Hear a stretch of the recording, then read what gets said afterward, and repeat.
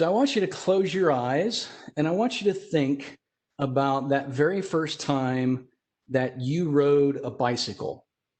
It might have been a little 12-inch bike with training wheels. It might have been a 20-inch BMX bike, but I want you to think about that feeling. When you were a kid, you thought you could run fast, but when you got on that bike, all of a sudden you were that much faster. You were accelerating faster than your legs could carry you on their own. And then maybe at some point later on, you kind of upgraded to a 10-speed bike or maybe a mountain bike with more gears than that. And now we've got extra gears that are, again, creating this multiplied effort that are carrying you further and faster than you could have possibly gone on your own. So I think this is a great analogy to kind of kick off today. And Scientific American, they thought this idea of the bicycle was interesting too. Way back in 1973, they wrote this entire article on the bicycle, and they collected all this data and they put together this really interesting chart, which kind of contrasts the cost of transportation, which is the calories per gram per kilometer, versus the body weight in kilograms of different animal species. And so you can see here all kinds of animals on this chart. You look at the top and you think, wow, mice, they have really high cost of transportation for their little tiny bodies. And then you get down here and things get a little bit more efficient. Dogs are doing pretty good. They're moving along pretty good compared to their body weight. Sheep are doing better.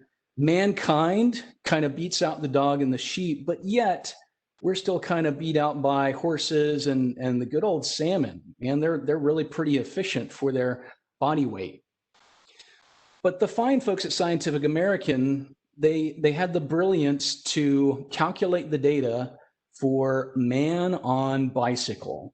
And that's a totally different story altogether. When you put man on a bicycle, turns out that blows away all of these species up here and actually is even much more efficient than the automobile, a plane, a helicopter, because a bicycle is lightweight and it's efficient and it still enables you to go further and go faster than you could have gone otherwise.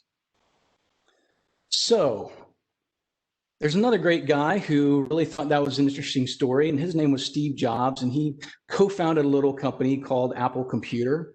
And in 1980, he said, when we invented the personal computer, we created a new kind of bicycle, a new man-machine partnership.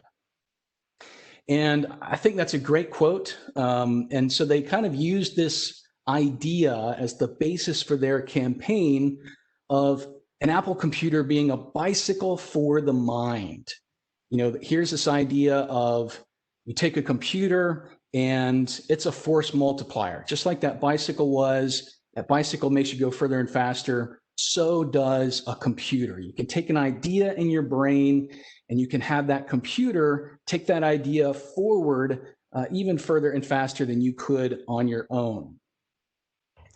So they put together this ad campaign. And this is kind of what one of the parts of that campaign looked like. You see the guy on a bicycle and you see a computer hanging out on the back of that. And, I think this is a really great kind of logo for Apple Computer back in the day and getting across this idea of a bicycle for the mind. So I really like this logo a lot. And it actually reminds me quite a bit of another logo. And that's our new logo.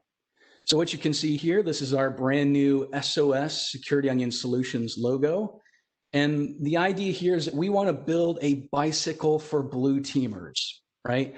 So this kind of looks like a bicycle. The concentric circles here kind of look like pedaling those bicycle pedals and propelling you forward. And there's lots of other subtle Easter eggs that we've implanted in this logo design as well. Of course, this is not only for the rotation of bicycle pedals, but it's also the O in onion, and the blue stem is for blue teamers, of course. But there's also another kind of subtle detail hidden in here, and that's that if you look closely, you can kind of see that this is almost kind of an S superimposed over the O. And so, we put a lot of thought and a lot of detail into something as simple as a logo.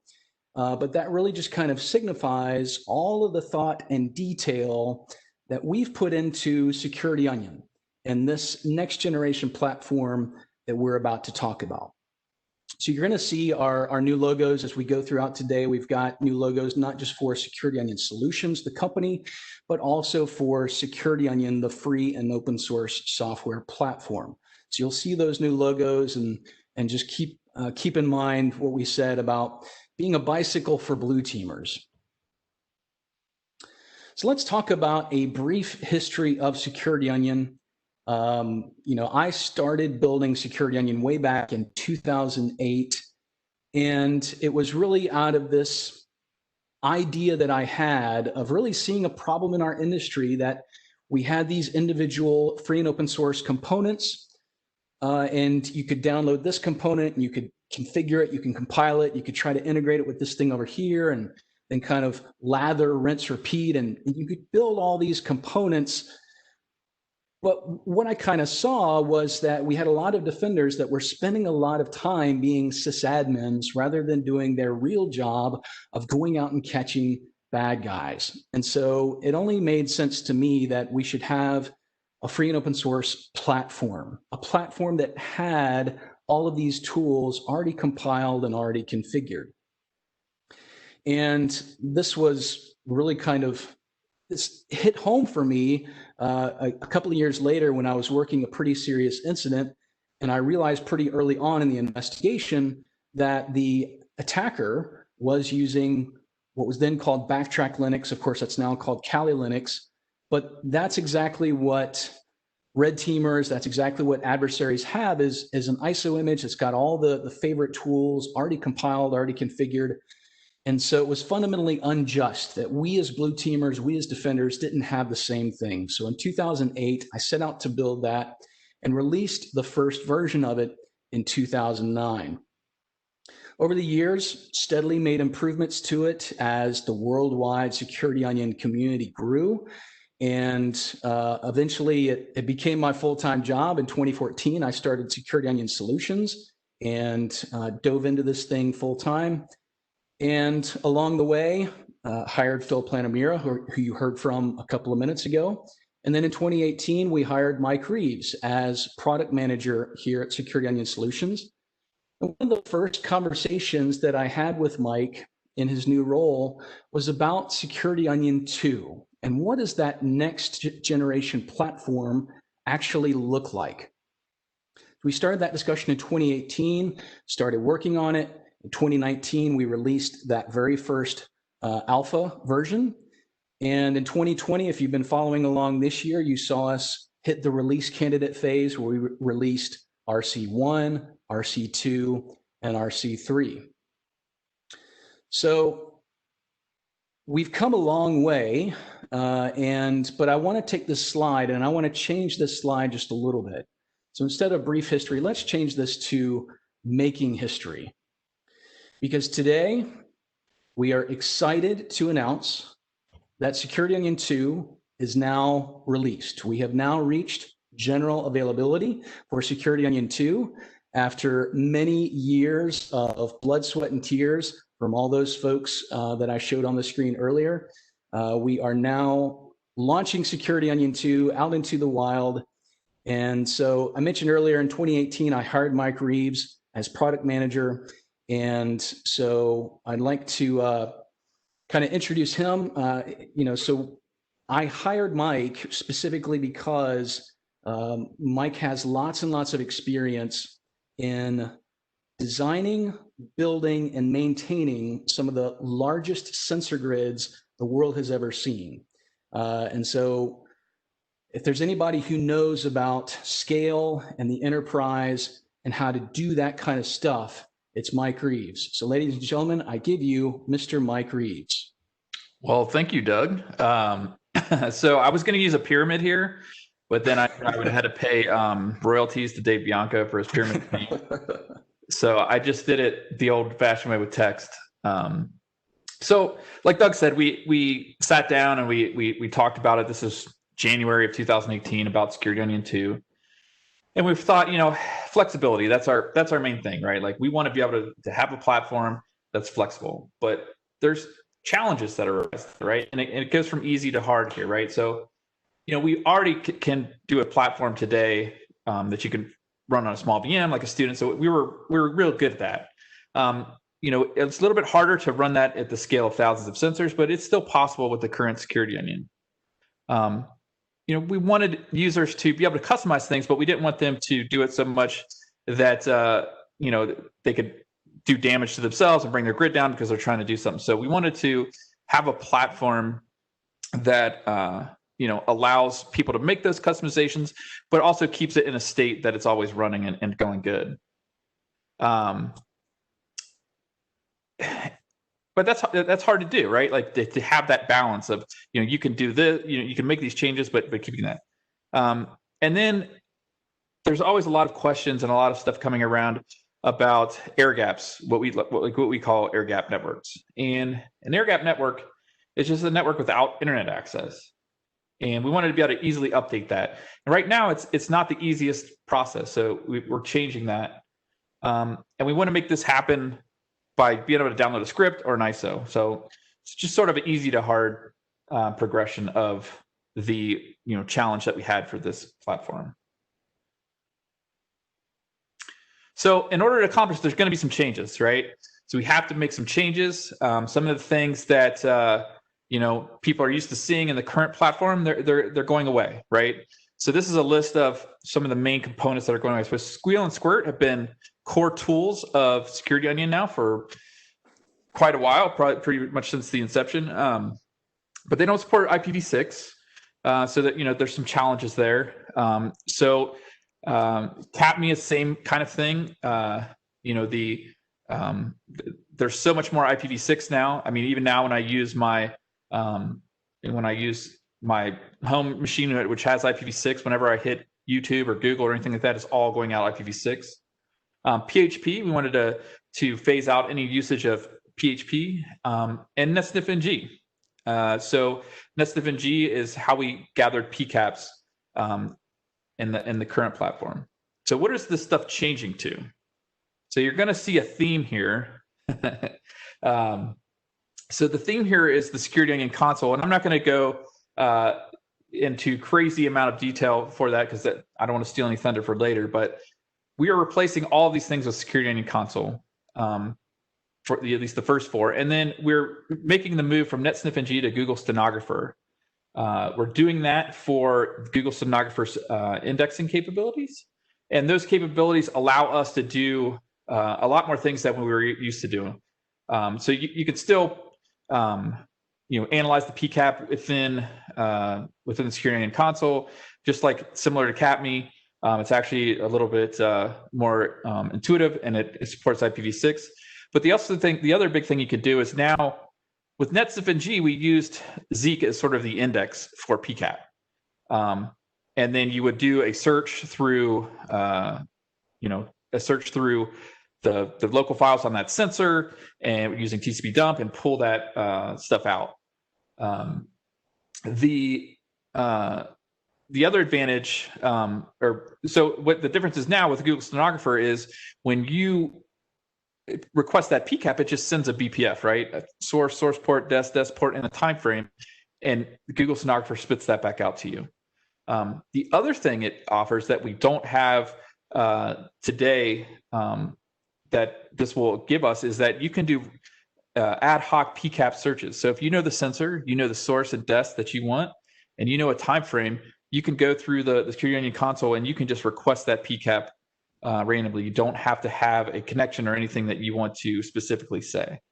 So that, again, when we made this change to Security Onion 2, we knew that some of these tools would have to be replaced. And, these are the big ones. We've added a lot more things as well. But, I just wanted to communicate to everybody that these were sort of the major changes to your daily Security Onion life when it comes to 1604 to Security Onion 2. So with that, I'm going to hand it back to Doug. All right. Thank you, Mike. Appreciate that.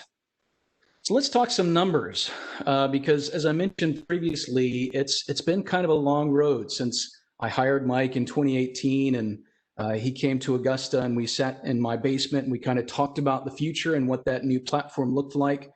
We've done a lot of work since then, and Mike and the rest of the team have built a lot of code, and we've done lots and lots of releases because we are big believers in release early, release often. It's important to us to get code out there, get folks playing with it, poking at it, and giving us feedback and letting us incorporate that feedback in future iterations.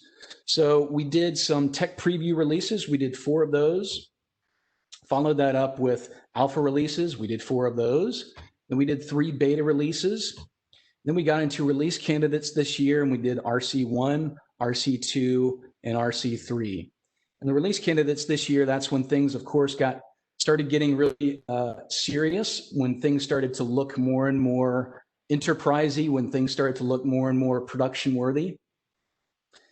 And so this entire process has taken over 34 months. And that just kind of gives you a sense of how much love has gone into this. And to further that point, if you look at GitHub, it's over 5,000 commits, right? That's some blood, sweat, and tears that have gone into this project to get this new platform off the ground.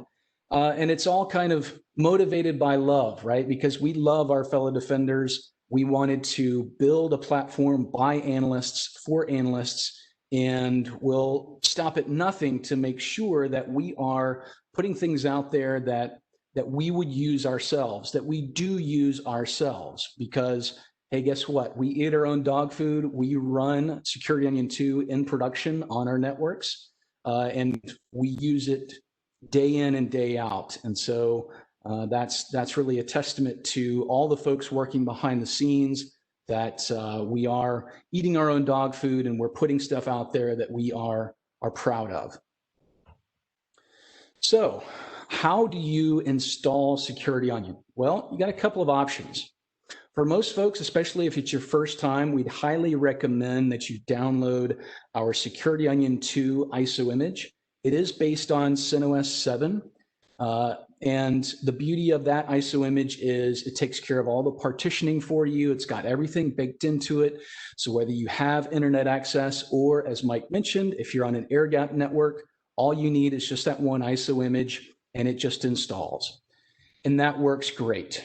Now, if for some reason you don't want to use our ISO image, that's fine too, because you can install all of our components on top of a standard vanilla CentOS 7, or you can also choose Ubuntu 18.04. Now, how does that work? How in the world can we support both those platforms at the same time? Well, it's because of a very conscious decision that we made way back in 2018, and that was that the vast majority of our components were going to be delivered as Docker containers. Being Docker containers, that means we're no longer limited to just the Ubuntu platform, because we're no longer building Ubuntu packages. Now, in addition to that, we get some nice kind of side benefits, because those Docker containers really give us an extra level of isolation from one container to another and to the host operating system itself. And so, by doing all this work, by rebuilding our entire platform and basing it on Docker containers, we get something that's more flexible, but that's also more secure. And how do we actually orchestrate those containers? Well, we use SaltStack for that. The idea there is that we define all of the configuration for the entire operating system as a set of states that SaltStack is going to constantly maintain. So as Mike mentioned earlier, we want folks to be able to configure their systems, but we want to kind of put some guardrails on that so that folks don't shoot themselves in the foot. And that's really where SaltStack comes into play, because we can allow you to configure your system, but then SaltStack is going to maintain those system states over time. And so that becomes a very stable, very reliable system for running these sensors in production across your enterprise. In addition, Mike and team have really designed that SaltStack orchestration to be centrally managed. So you're doing everything from the manager. So it doesn't matter whether you have 10 sensors, 100 sensors, or 1,000 sensors, you're doing everything from the manager, and Salt Stack is kind of acting as the bicycle to take care of the rest of the deployment for you. So how do I make my adversaries cry with Security Onion? Here's kind of what it looks like. Here's kind of your typical Security Onion deployment. So you've got your adversary out here on the big bad internet. You've got a firewall here. And typically what we recommend if you're starting your deployment, of course, you want to monitor north-south traffic. That's the traffic that's heading out your internet. And you want to do so just inside that network firewall so that you're seeing real, true internal IP addresses and you're not being confused by NAT addresses or anything like that. In addition to north-south visibility, if you're able to get some east-west visibility as well, that will help you to detect lateral movement. So ideally, you'd have a tap here for north-south traffic, a tap for east-west traffic, and then feeding both of those into Security Onion. Now, as we're all aware, more and more of our network traffic is becoming encrypted, and that's typically a good thing for privacy. However, it makes our jobs as defenders a little bit more difficult. And so because of that, it's important for us to kind of gain back some visibility by going deeper into hosts and endpoints. And so that's really where this part of the diagram comes into play, where ideally we'd like to collect logs from your servers sitting in your data center. We'd like to collect logs from your workstations and laptops and other endpoints. We want to bring all of that information back to Security Onion so that you have a view of the network visibility and the host-based visibility, and you're able to correlate between all of that and quickly hunt down those adversaries that are already hiding out in your environment. So let's talk about the network visibility first. So in Security Onion 2, we continue with Suricata. And that's going to provide our network-based IDS alerting. So by default, out of the box, you're going to have the emerging threats rule set loaded into Suricata. It's going to be monitoring your network traffic. If any traffic matches those rules, then Suricata is going to fire alerts. Next, because we all kind of realize that IDS alerts are great for starting investigations, but they don't always complete investigations in and of themselves, it's important for us to have protocol metadata in order to surround those IDS alerts with context that help us to determine, is that IDS alert a true positive or a false positive? If it's a true positive, do we even care about it? And so that protocol metadata is going to be coming from either Zeek or from Suricata. It's your choice, it's up to you. And then finally, we have full packet capture. As Mike mentioned earlier, we're using Google Stenographer for that. Very high performance, it's indexed, and it does a great job. So here we have kind of the trifecta of network visibility. You've got your alerts, your protocol metadata, and your full packet capture. And this really helps you to paint a more complete picture of what actually happened on your network. Now in a diagram, it looks kind of like this. You've got traffic coming into your sniffing interface. And then if you're familiar with previous versions of Security Onion, you may have seen where we used pfRing as a kernel-based load balancer. No longer using pfRing, now we're using AF Packet because it's built into the Linux kernel by default. And so consuming from AF Packet, we have Stenographer, we have Suricata, we have Zeek. So of course, Stenographer is writing our full packet capture to NSM PCAP. Suricata is writing out alerts to NSM Suricata. And then Zeek is writing out our protocol metadata to NSM Zeek logs. And it's also extracting kind of known file types, things like Windows EXEs and PDF files, and files that are typically used in attacks. So Zeek is automatically extracting those files so that they can then be analyzed by Strelka. And so that's a pretty cool functionality in and of itself, to have automated file extraction and automated file analysis. Now let's talk about endpoint visibility. So new in Security Onion 2 is support for OS Query. OS Query is a great cross-platform endpoint agent. It's a great way to collect logs from your endpoints. But more than just logs, it's a great way to, as the name implies, query those endpoints. So you could run a query, a SQL-like query that says select star from scheduled tasks across my endpoints. And I could get all of that scheduled task information across those endpoints. So that's a really great capability to have, especially from an incident response standpoint.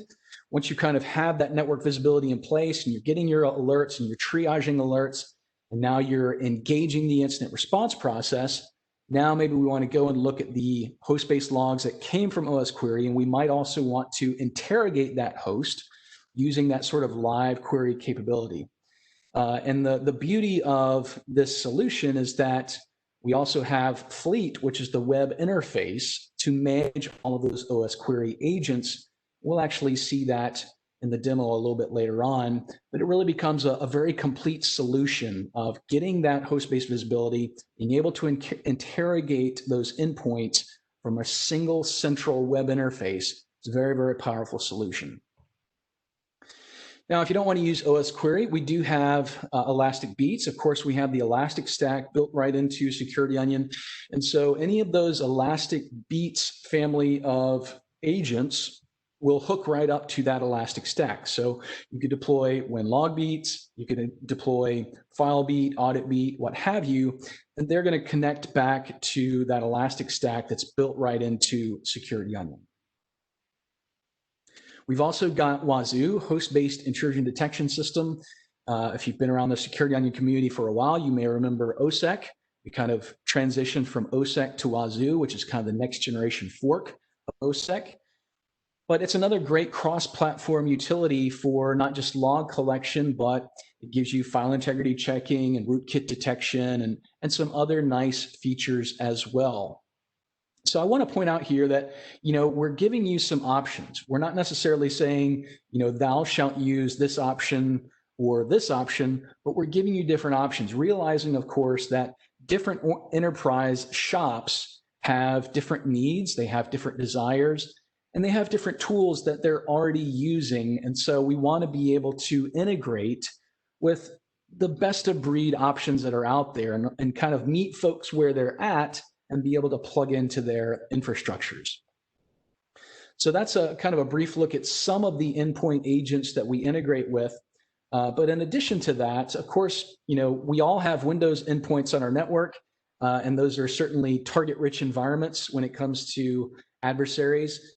And so for those Windows endpoints, of course, Sysmon is a defender's best friend, because that free utility from the sysinternals team at Microsoft under the direction of Mark Arsenovich is giving you that great comprehensive logging for your Windows endpoints to include process creation and network connections and registry changes and all kinds of great visibility there. And so that Sysmon is going to work hand in hand regardless of which one of these agents you choose as your transport mechanism.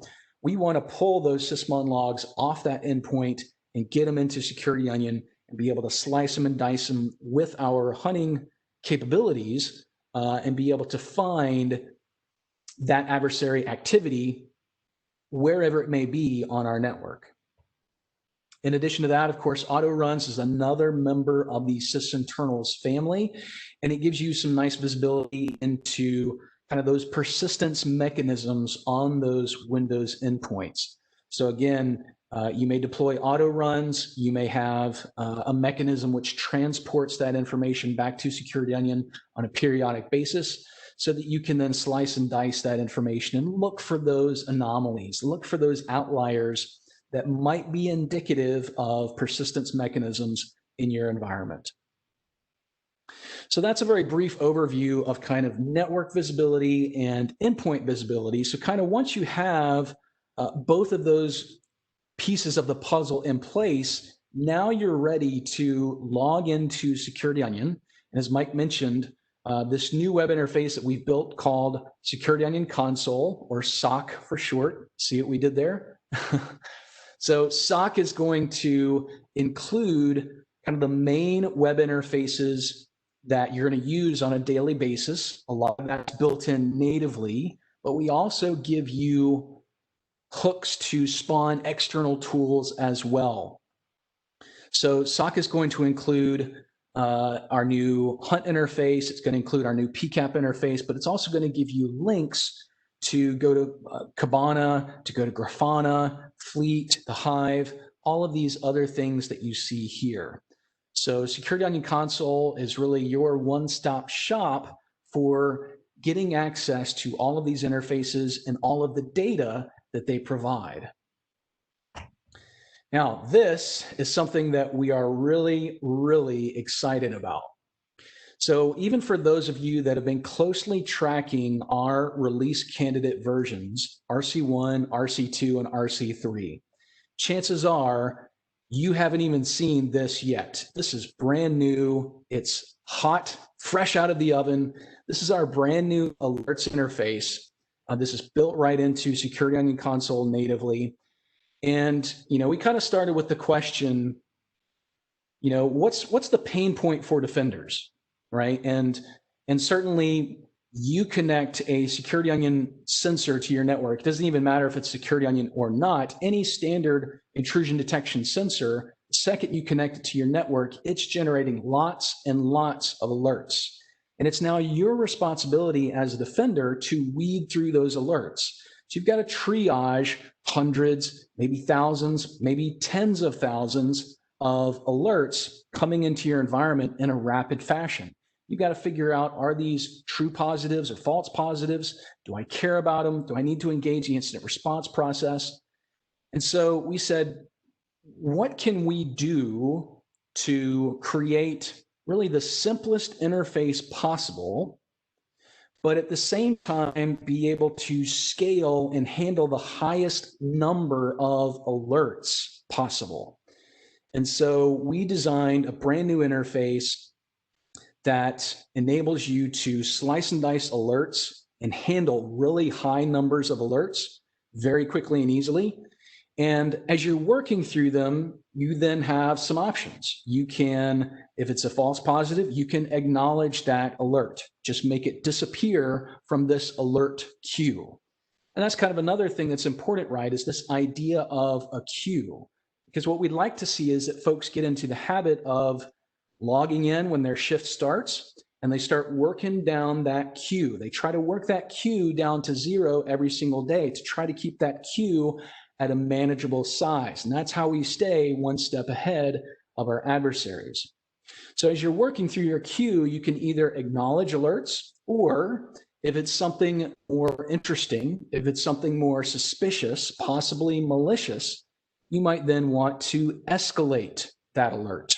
So when you escalate an alert in this new interface, it's going to create a case in the Hive. So the cool thing here is that I can be working in alerts, and I'm working my alerts queue down, and Mike could be sitting at his Security Onion console, and he could be looking at alerts as well. We're both kind of working the queue down, but as we're finding things of interest and we're escalating things to the Hive to create cases, we then have kind of a single place to work through those cases together. And even in the case of I found an alert and he found a similar alert at the same time, and we both escalated to the Hive and created separate cases, we could then merge those cases together. And now we're working off of one case, we're working off of one sheet of paper, and we're getting that much better at chasing those adversaries down and kicking them out of the network as quickly as possible. Some other things you can do with this new alerts interface, of course, you can very quickly and easily pivot from an alert to full packet capture. You can pivot from an alert to our hunting interface, which we'll talk about next. So if you need to get additional context around that alert, you can do that as well. Another thing I should mention is that this is not just for Suricata alerts, as you see on the screen. So it's not just for network-based IDS alerts, but it also gives you host-based IDS alerts coming from Wazoo. It also gives you Yara matches coming from Strelka, and it also gives you alerts coming from Playbook, which we'll talk about in a few minutes. So again, we are crazy excited about this insane new alerts interface.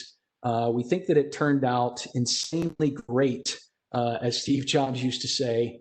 So we're very excited about that. We're excited to get it into your hands and let you give us some feedback on what you think of it. We think you're going to like it a lot. So I mentioned that you could pivot from alerts to our hunt interface. And so if you've been following release candidates, you've probably played with this new hunt interface, and we're very excited about it as well. And so hunt is a little bit more powerful than alerts. It's got a little bit more going on the screen, but we need more data at our fingertips when it comes to threat hunting. Right? Because it's not just as simple as show me an alert. It's more about me as a defender getting creative and really trying to get in that mindset of being an adversary. And what's that adversary actually trying to do to me? And what kind of a query can I run to try to detect that kind of activity? And so, we tried to build the most efficient interface for threat hunting. We want to be able to write our own queries from scratch. We want to be able to perform arbitrary group buys and be able to do multiple group buys. And so this becomes very, very powerful when it comes to taking lots and lots of data from across your enterprise and looking for those statistical anomalies, looking for those outliers. That multiple group buy is going to help you to pinpoint that needle in the needle stack that you're looking for. We give you some nice visualizations. So most occurrences is going to be like your top 10. Fewest occurrences is going to be like your bottom 10, your long tail analysis. We give you a timeline. We give you a group metrics table, which does that aggregated view. It does that stacking for you. And below that, if we were to scroll this page, you'd actually see the detailed view down at the bottom. So the nice thing about Hunt is it gives you that really sort of high-level overview. It gives you that kind of mid-level overview, which is kind of the aggregated or stacked view. And then it's got all the detailed nitty-gritty down at the bottom. And then to make it even better, we recently developed a quick action bar so that really any piece of data that you find in Hunt or in alerts for that matter, you can simply click on that piece of data. Maybe it's an IP address or a domain name or what have you. It's going to bring up the quick action bar, and that allows you to include or exclude that term in your search. You can pivot to full packet capture. You can start a brand new search for just that search term itself. You can pivot to Google, VirusTotal. The sky is the limit when it comes to really kind of customizing that quick action bar and really giving you those actions that you need as a threat hunter to quickly slice and dice your data. One of the things I mentioned in terms of pivoting is pivoting to full packet capture. We talked before about how we built a brand new PCAP web interface as a front end for Google Stenographer. And so the main screenshot that you see here, that's kind of the default overview. So you kind of get your TCP flags shown here. You kind of get a sense of the conversation, but you can flip a couple of buttons and you can change that to the ASCII transcript mode. And that's where you really get a good view of what actually transpired in that conversation itself. So we're really excited about that. And of course, you can download the PCAP itself. So if you want to download the PCAP and maybe extract files, do reverse engineering, whatever you want to do, that capability is built right in as well. Now, of course, being based on the Elastic Stack, we do have Kibana. It's still in there. You can still use it. We spend a lot of time rebuilding every single one of our dashboards for SecuredOnion 2 to make them faster, more efficient. And because we redid all of our back-end ingest parsers to really align all of our data types with Elastic Common Schema, again, really trying to integrate with as many communities as possible to try to meet defenders where they are and be able to integrate with as many technologies as possible. So Elastic Common Schema, it's all in there. Kibana is there if you want to use Kibana. We've got a lot of great dashboards built into that. CyberChef has been a big part of Security Onion for a couple of years now, and it's a great web interface for encoding and decoding and really taking those kind of random looking blobs that you might find in an investigation and trying to decode them and make sense of them. So that's a great tool that continues to be included in Security Onion. Now, at last year's Security Onion conference, Josh Brower gave a great talk on what he called Playbook. And the idea here is that we want to do a couple of things. We want to pull rules from the Sigma community, and this is a great community that strives to build sort of platform agnostic rules for detecting evil in your environment. What does that mean? Well, that means that these rules can then be transformed to run on an Elasticsearch backend like we have, or a Splunk backend, or some other kind of a backend. What that really means in practicality then is that we're then able to leverage the expertise of all of these defenders that are out there, regardless of what technology they're using. You know, it used to be that if they were using Splunk or something else, we couldn't really talk with them. We couldn't really cross-pollinate. We couldn't really share ideas with them because all of their sort of tribal knowledge was baked into their technology of choice. But Sigma really changes all that. It makes it more agnostic. It enables more communication and more lessons learned and more sharing across communities. And so Playbook imports those Sigma rules. It helps you to be able to write your own rules. It helps you to be able to activate and kind of deal with that whole process. So that's a really exciting part of Security Onion 2, and really kind of filling in some of the missing spots in terms of, we had really great network visibility and host-based visibility, and we had alerts and we had threat hunting, but what about, you know, being able to pull in these Sigma rules, run them on a scheduled basis, and being able to get alerts out of that and being able to act on that. And then think about, you know, when you find something in your environment, maybe going into Playbook and writing some detection to find that sort of stuff automatically in the future, so that you're no longer having to rely on threat hunting. You're now moving that into more of an automated alert phase. Now let's talk about Fleet. I mentioned this before, the web-based front end for OS Query. And so if you enable Fleet and you then log into Fleet, you'll see at least one OS Query endpoint, and that's the OS Query that's on Security Onion itself.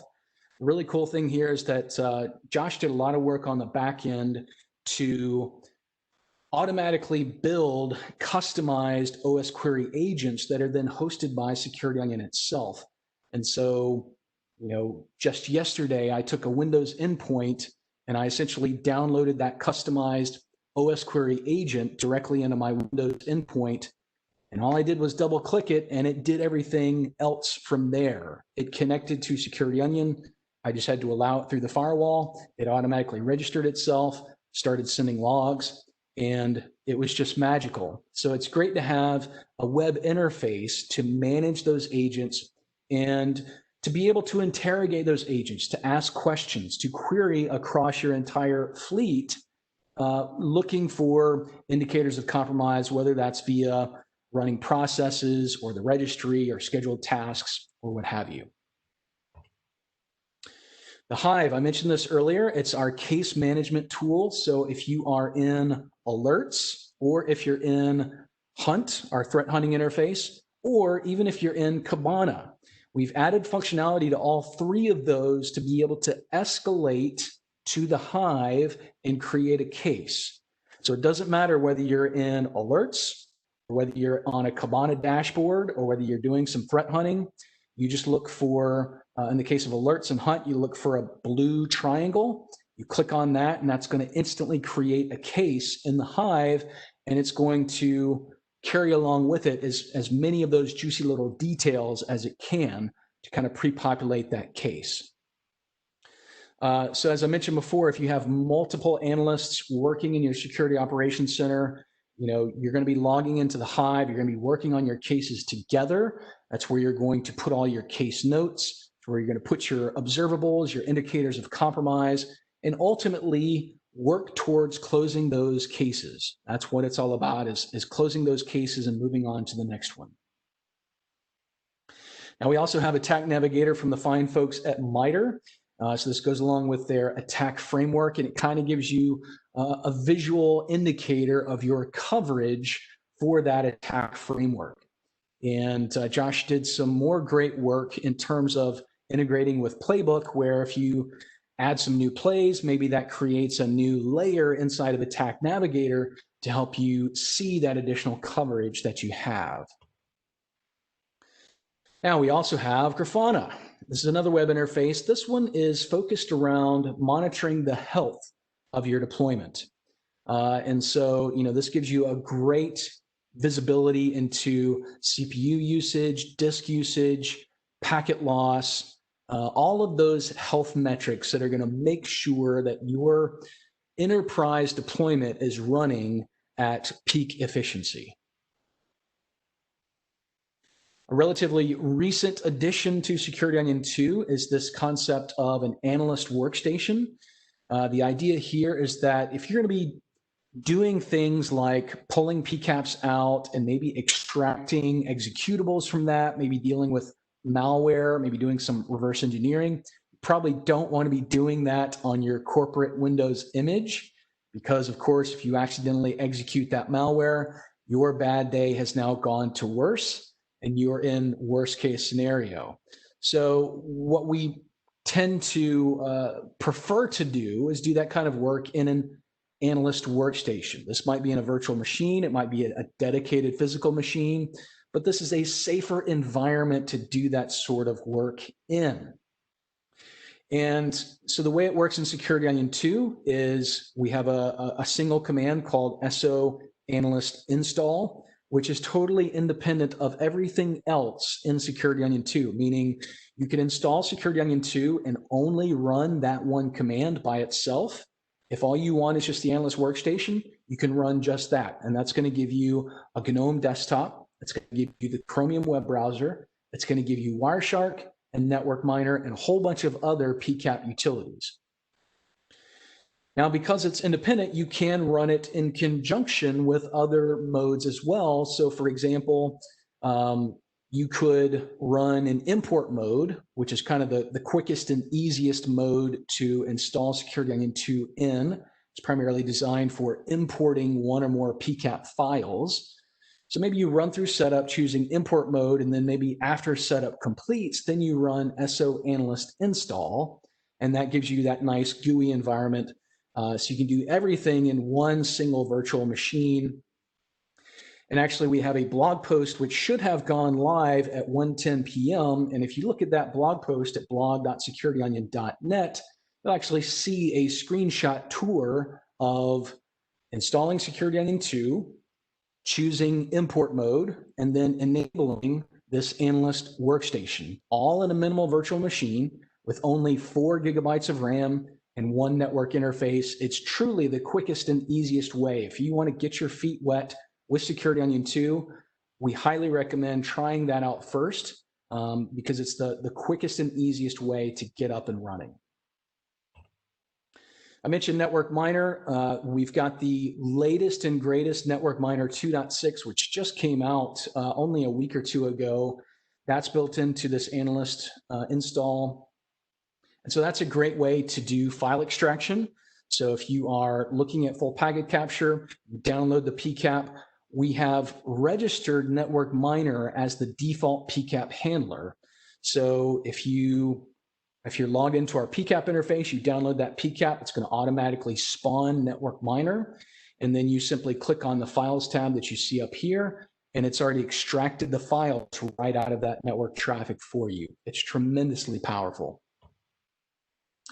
Speaking of power, let's talk about the power of community.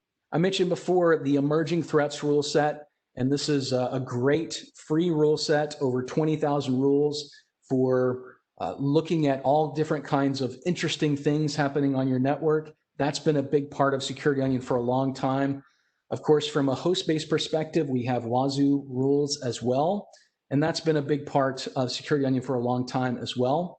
But in addition to that, I mentioned earlier Sigma rules, right? This is another great community that we're now able to leverage and take advantage of in terms of getting that additional intelligence, looking at our enterprise, not just from a network perspective, but from a host-based perspective as well. And so, again, leveraging that community, Yara rules. I mentioned earlier that as Zeek monitors your network traffic, when it sees interesting file types like EXEs or PDF, it extracts those files. And then Strelka comes along and analyzes those files using Yara rules. And so again, that's yet another whole nother level of intelligence for what's happening on your network. I mentioned previously Elastic Common Schema, again, being able to kind of take advantage of other tools that align with ECS and being able to integrate with other technologies as well. And finally, community ID. You know, it's great that we have alerts coming from Suricata. It's great that we have Zeek logs and all these other things, but if we don't have a way to quickly tie those things together, then we might have more data than we can effectively deal with. And that's really where community ID comes into play. So you can see here a screenshot of a bunch of alerts in our new alerts interface. And for each of those TCP streams, we have enabled the native community ID support in Suricata. So that means each of those TCP streams has a community ID value generated for it. What that then means is when you're looking at alerts and you want to get some context for those alerts, all you have to do in the alerts interface is simply click on that community ID, use our new quick action bar, and search for that community ID value. And that's then going to return any other logs that might have that community ID value, including Zeek logs and other logs that we'll get to in a minute. And so Zeek supports community ID. We turn that on in Security Onion 2. And so most of the main Zeek log types include that network community ID, which enables us to do this very powerful correlation. Now, in addition to that, what about some host-based correlation? We talked about OS Query earlier, and so it was very important to us to sponsor the development of community ID support in OS Query, so that once you have a particular community ID value for an interesting TCP stream, you could actually go into OS Query and run a select query to look for that particular community ID value. And then OS Query can search across your fleet and tell you that, well, here's the process that was running on this particular host that generated that particular piece of traffic. And oh, by the way, it was Netcat connecting to osquery.io on port 443. So that's insanely powerful to be able to look for community ID and be able to track that back to the actual process which generated that connection. But what about tools where we can't just go and sponsor new functionality, where we can't just go to a GitHub repo and submit a pull request? Well, we talked about Sysmon earlier. We love Sysmon. It's a great tool. It's free, but it's not open source. And so folks have requested that community ID be added to Sysmon. That's been accepted as a feature request. It's added to their backlog, but it hasn't been implemented yet. And so we said, well, what can we do about this? So we sponsored an Elasticsearch ingest processor for community ID generation on the fly. What that means is that any arbitrary log type that includes the fields necessary for community ID, that would be source IP, source port, destination IP, destination port, protocol, we can then dynamically generate that community ID value, even if the original tool didn't support it. So in this case, Sysmon doesn't support it, but guess what? We can dynamically generate community ID values for all of those Sysmon network connection logs, and it works like a champ. We do that the same thing for firewall logs. So if you've got a pfSense firewall, you send your firewall logs over, we can dynamically generate those community ID values, and now you can correlate all of your logs together. All right, let's quickly move into some use cases here. So as I mentioned earlier, if you want to get your feet wet with Security Onion 2 very quickly and easily, the best way to do that is to build a small forensics VM. All you need is 4 gigabytes of RAM, 1 network interface. You install Security Onion 2 from our ISO image. You choose import mode, and then optionally, you can run that SO Analyst install that we talked about earlier. And then you run SO import PCAP, and you pass it the full path to one or more PCAP files. It imports those PCAPs, and you now have logs and potentially alerts. Excuse me. And so that's the quickest and easiest way to get up and running if you just want to get your feet wet with Security Onion. Moving from there, if you want to stand up a production deployment, you might start with a standalone deployment. That's a single box, probably a rack-mounted server-grade hardware box that's running all of our components in a single standalone instance. And that works okay for smaller networks or maybe smaller amounts of host logs. But once you are ready to really scale to the enterprise level, you want to go to our fully distributed deployment model. And there you're going to have a manager, which is going to control your entire deployment. You're going to have one or more search nodes on the back end, and you're going to have one or more forward nodes that act as sensors and forward all of their Suricata alerts. They forward their Zeek logs, they forward their syslog to the manager so that those logs are then stored in the search nodes. So let's take a look at the architecture of each of those use cases. This is the small forensics VM, very minimal component-wise. It's really just running FileBeat. FileBeat is sending logs directly to Elasticsearch. Pretty minimal there, and that's how we can get away with those minimal requirements of that 4 gigabyte VM that we talked about earlier. Then if you move up to that next level, that standalone deployment, that's going to require more RAM. It's going to require at least 2 network interfaces because we're doing real network sniffing now. We've got to have a dedicated network interface there. And we've got more components, right? Because we want this to be more scalable. We want it to be more resilient.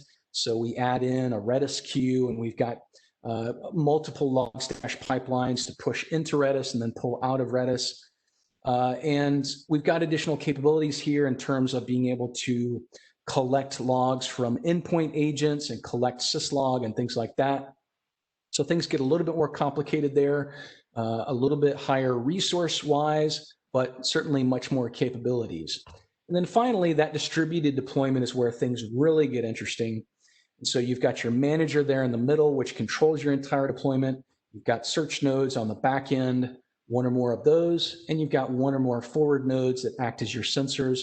They generate the logs. Full packet capture stays local on the forward nodes, but the Suricata logs, the Zeek logs, those get forwarded to the manager and ultimately wind up on the search nodes. And the great thing about this architecture is that it's very easily scalable. So if you need additional network visibility, you simply snap in another forward node. If as you're adding in more forward nodes, if you start to reach the limits of your existing search nodes, you simply snap in an additional search node. It then starts load balancing with the other search nodes, and that's a very scalable solution. We have a lot of customers doing some very heavy duty distributed deployments, and that model has scaled very successfully. Now, we have a lot of announcements to make today, not just the Security Onion 2 release itself, but going along with that, we are also announcing brand new documentation. So if you go to docs.securityonion.net or securityonion.net/docs, you'll wind up at our documentation, and it's now defaulting to version 2.3. That's the precise version number of this brand new Security Onion 2 version. And that is a work in progress. So please be aware of that as you go through the documentation. If you see things that are missing or if they're not quite correct, definitely reach out to us and we'll get that updated as soon as possible. But we've put a lot of time and effort into this new documentation. There's lots more screenshots there. There's lots more verbiage and lots more kind of storytelling to try to make that documentation come alive. So we hope that helps you to get your Security Onion deployment up and running. Included in that documentation is a new cheat sheet. A lot of folks have asked over the years for a handy desk reference. And so a few years ago, a good friend of ours, Chris Sanders, he put together the very first version of that cheat sheet. And we have continued to iterate on that and recently reworked that for Security Onion 2 because so many things have changed from the commands that you run to some of the architecture type stuff. So that is now out there. You can find that as a part of the documentation. Now, speaking of documentation, another thing that folks had asked for over the years was a printed version of the documentation. So, maybe in some cases, maybe you're working in air-gapped networks, so you don't have access to the internet, so you'd like to have a handy desk reference sitting right there. And we did make that available. So you can purchase a printed version of our documentation at Amazon. And as of today, that book that's out there is still based on Security Onion 1604. So if you are interested in getting a copy of that 1604 documentation, which is soon to be a collector's item because it will soon go away for good, you can get that today. And over the next month or so, we'll be updating that printed book to move to Security Onion 2. So consider this your last chance to get the 1604 version. In about a month or so, we'll make another announcement that the Security Onion 2 version of that book is available. All right, I mentioned Chris Sanders just a couple of slides ago, and he started this great charity called the Rural Technology Fund. And this is a great fund which puts technology into the hands of students in rural communities. And that's something that really resonates with me, having grown up on a dirt road and, not living in a big city technology-wise by any stretch of the imagination. It's something that's near and dear to my heart, and I think it's a great mission. And so if you were at the conference last year, you saw that we made the announcement that we took the proceeds of all of those Amazon book sales and donated them to the Rural Technology Fund.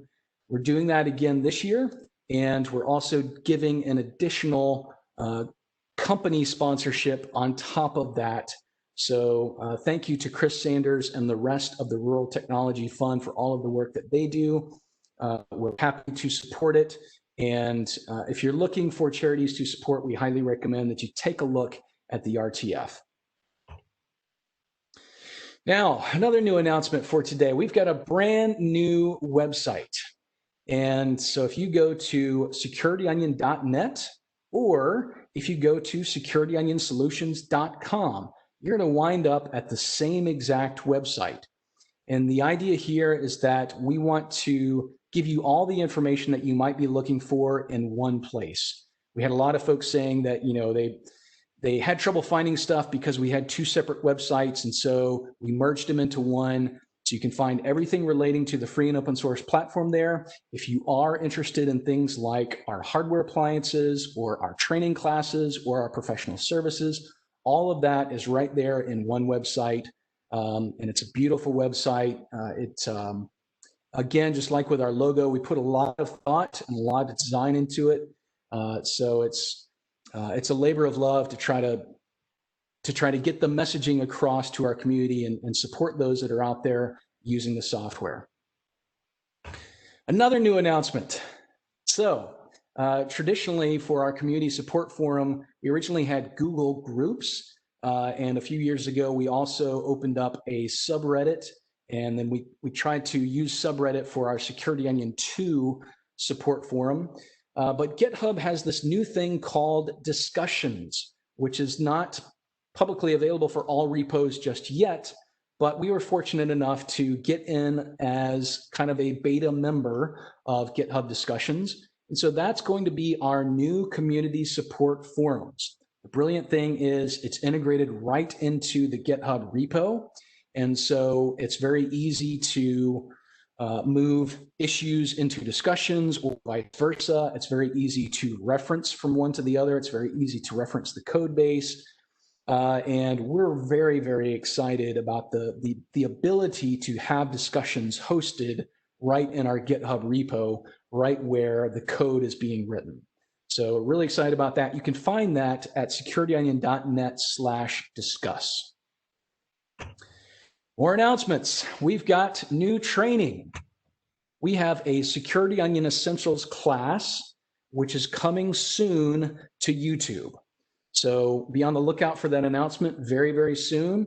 You'll be able to go out to YouTube and find this playlist, and it'll give you the essentials of getting up and running quickly with Security Onion. If you want to go above and beyond that, we do have paid classes. We have on-demand and instructor-led classes.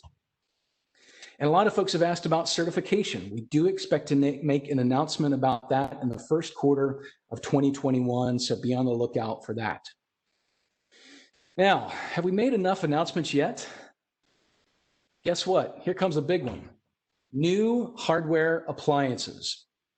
So we partnered with Dell to build better bicycles. We want to maximize your power. We want to maximize your storage. We want to maximize your flexibility, all at the same time that we're minimizing your time and effort. Because let's face it, we're all overworked. We all need to find more hours in the day. And so this is something that folks have asked for, to be able to have an appliance drop shipped directly to them that's already got our software preloaded on it. They simply rack it up and go. And so we hope that this turns out to be kind of a jet-powered motorcycle that accelerates you into being able to focus more of your time on catching bad guys rather than trying to spec out hardware and install software and deal with those challenges. All right, next announcement. Unfortunately, we have to realize that Ubuntu 16.04 reaches end of life in April of 2021. That means, therefore, that Security Onion 16.04 has to reach end of life as well. So effective today, we are announcing a 6-month end of life window for Security Onion 16.04, and that puts it exactly at April the 16th of 2021. So we recommend that you start preparing today to either replace or upgrade your existing Security Onion 16.04 deployments. We do have an upgrade guide in our documentation. And if you're an existing paying customer, reach out to us and talk to us about how we can help you with that upgrade process. All right, lots and lots of fun announcements. At this point, we'd like to take a quick 5-minute intermission, but we would like to kind of pause for questions. So if you have questions or comments, please feel free to type those into chat, and we'll cover those after the intermission. At this point, I will turn it over to Mr. Phil Planamura. Thanks, Doug. I'm going to steal the ball from you. I think people want to see a picture of that hot appliance again. We'll do that. We'll do that right after the intermission. So we'll start the timer here for intermission. We'll come back in 5 minutes. For those of you that want to hang out with me, absolutely happy to have you. If you haven't joined our Discord server yet, please make sure you do that. Let's go ahead and give away some prizes. We've selected a couple of winners. First of all, we've mentioned Chris Sanders a couple of times today. This might become the Chris Sanders conference if we mention it again. But he's authored a new book, Intrusion Detection Honeypots, Detection Through Deception, and the Rural Technology Fund has graciously donated us a couple of copies to give away. So we've chosen a couple of winners. We're notifying them now by email, and we will be in touch with you. Congratulations to those winners. We've got a couple of Blue Team handbooks talking about SOC SIM and threat hunting use cases. This is an excellent book if you haven't read it. By Don Murdoch. So we're giving away a couple of these as well, and we're excited to be able to do that. Again, you can check out that book on Amazon, the Blue Team Handbook. And finally, we're giving away a tap donated by our technical partner at ProfitTap. This is a 1 gig tap. It's perfect for your awesome home network or even a small or even medium-sized office. We've enjoyed our technical partnership with ProfitTap, and we're happy to be able to give one of these away. We've selected a winner for this as well, and we'll be in touch with you shortly to get it shipped out to you. Normally we do For those of you that come to our conference, our live conference, we normally do this by fish bowls and people running down to pick up their prizes. Of course, this year we didn't have the opportunity to do that, so we're happy to ship these out. And again, thank you to those folks, the World Technology Fund, Profit Tap, for donating your goods. All right, just as again a reminder, there's the Discord server. Get your questions and thoughts together, and continue to ask those in the WebEx chat, and continue to ask in Discord. We're trying to get as many questions as we can. Some of those questions you'll notice we've been marking as deferred, so we'll answer those at the end. All right, so we've got about 2.5 minutes here. Good time for a bio break. We'll reconvene here in about 2 minutes. And I think I went through that whole thing and realize now I haven't shared a thing. But that's all right. We'll run you guys back through those slides while you're on your intermission.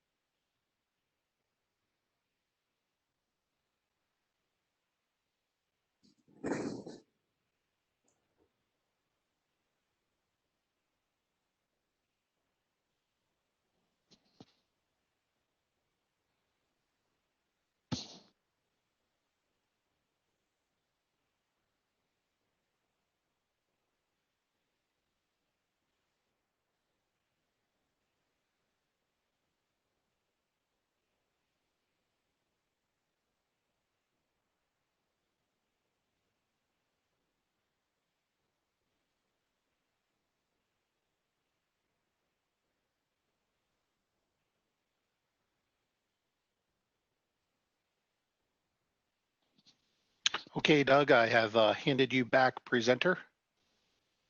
All right, sir.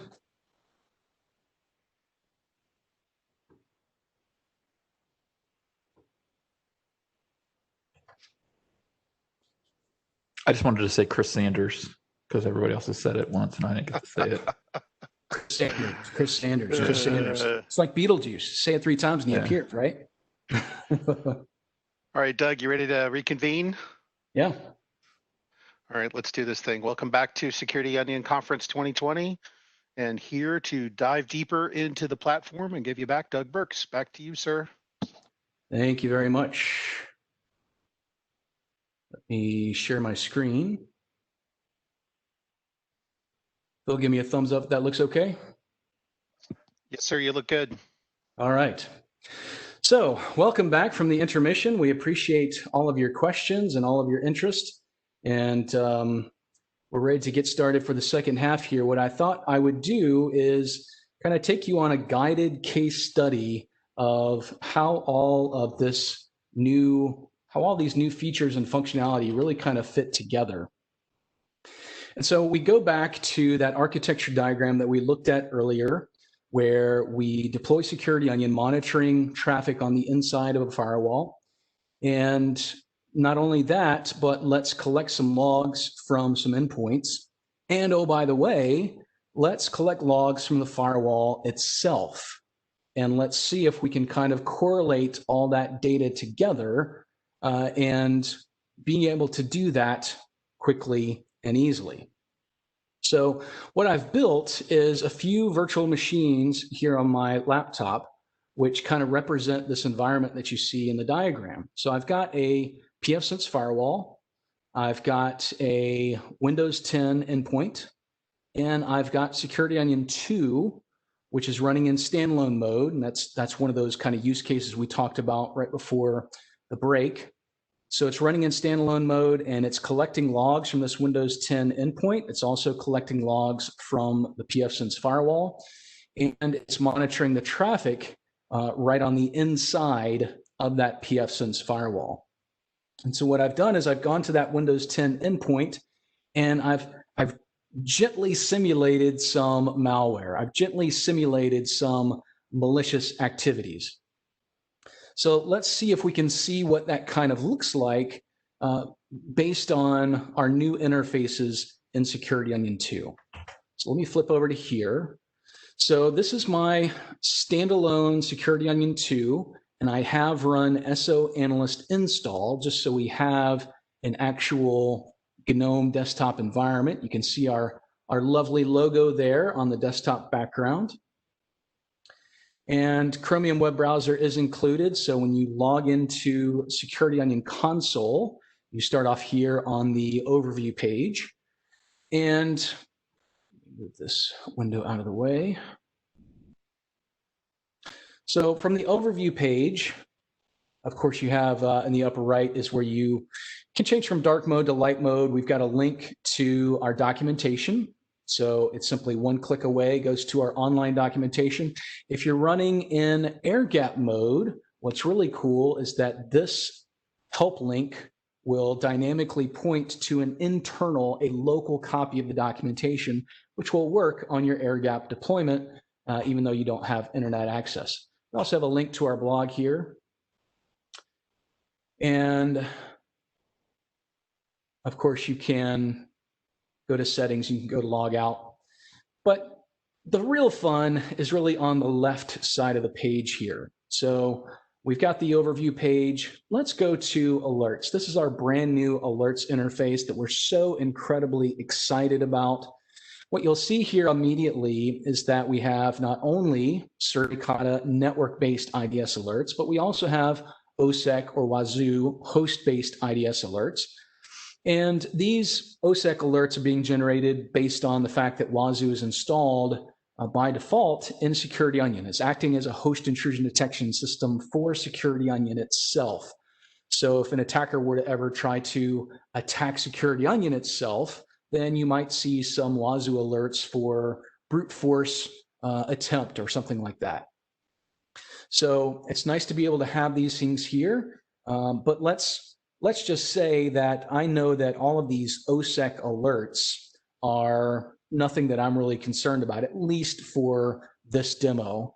So how can I deal with all of these alerts at once? Well, one thing I could do is I could click on OSEC, click on the plus, and that shows me all of my OSEC alerts.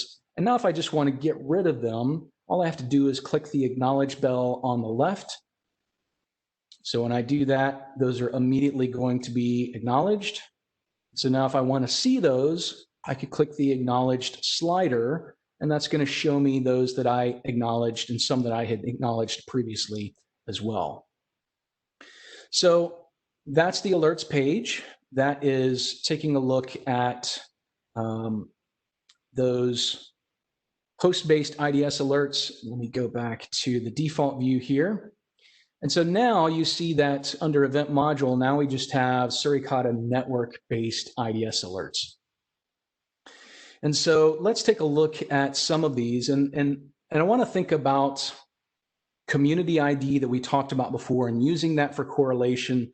And I want to think about that really from a couple of different directions, right? We're going to start with the very basic use case first, and that is starting from an IDS alert. That's really the most common starting point for most analysis work, is starting with those IDS alerts. So let's look at an example. So let's see, first of all, if we can find maybe this basic auth base 64. That's an interesting IDS alert. So maybe I might want to drill into that. So I click on it and click the plus sign.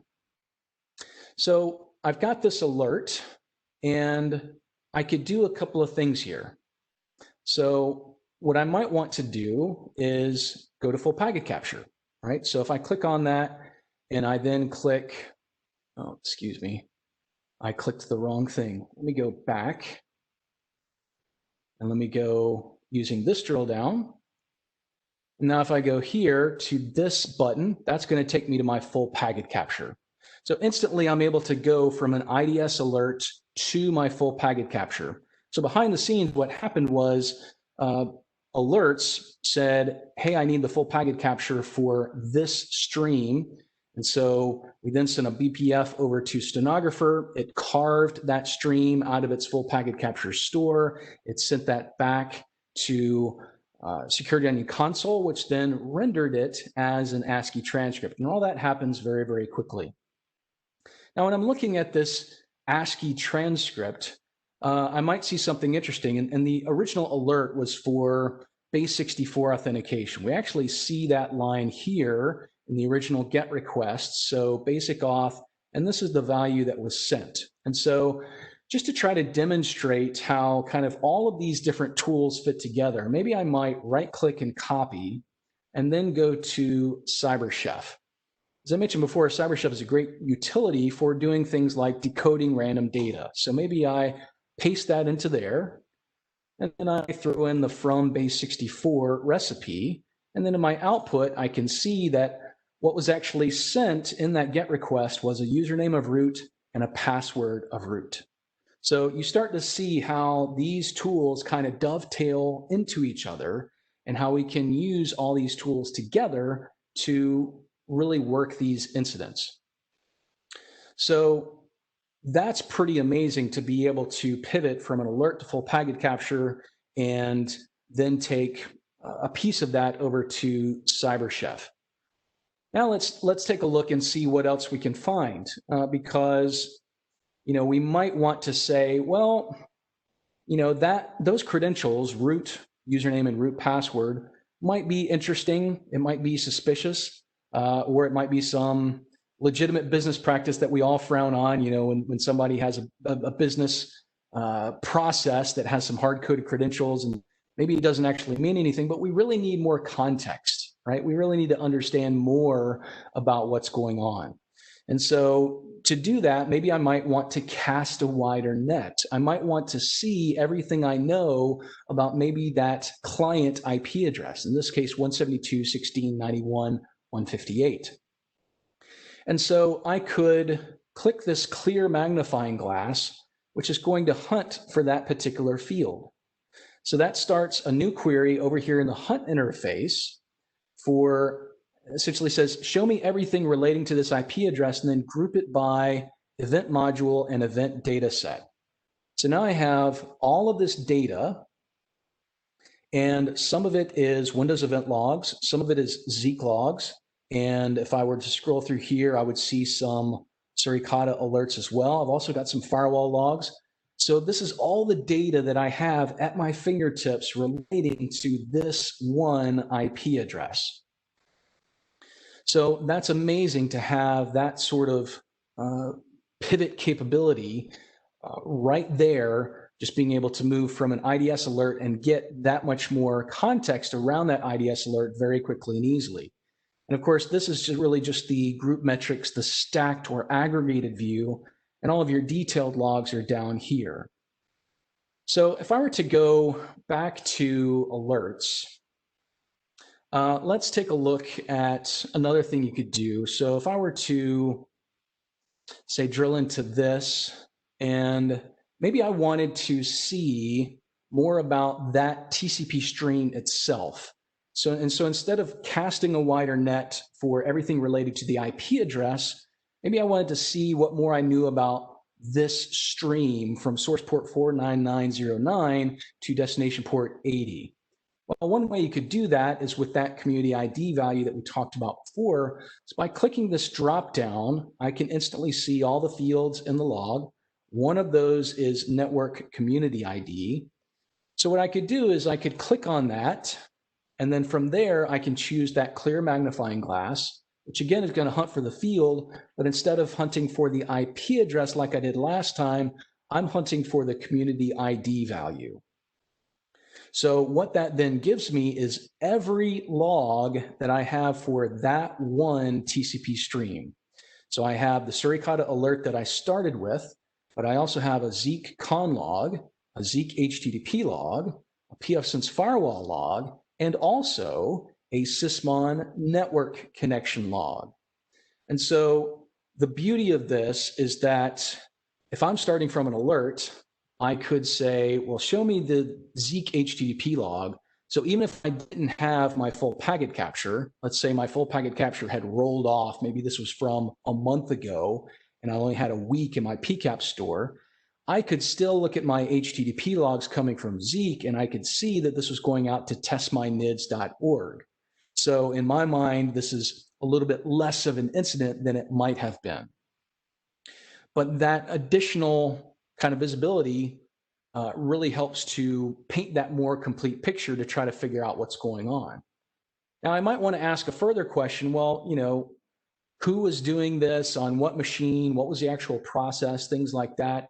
And that's where those Sysmon logs might come into play, right? So I could drill down into my network connection logs and I could see instantly, one of the things we've worked really hard on in Hunt is having this events table dynamically adjust itself to the data type that you're looking at. In this case, it knows that we're looking at Sysmon logs, and so it gives us fields that are relevant to that. In this case, we have process executable, and we can instantly see that the process that generated that traffic was curl, running on that Windows box, generating that particular HTTP transaction.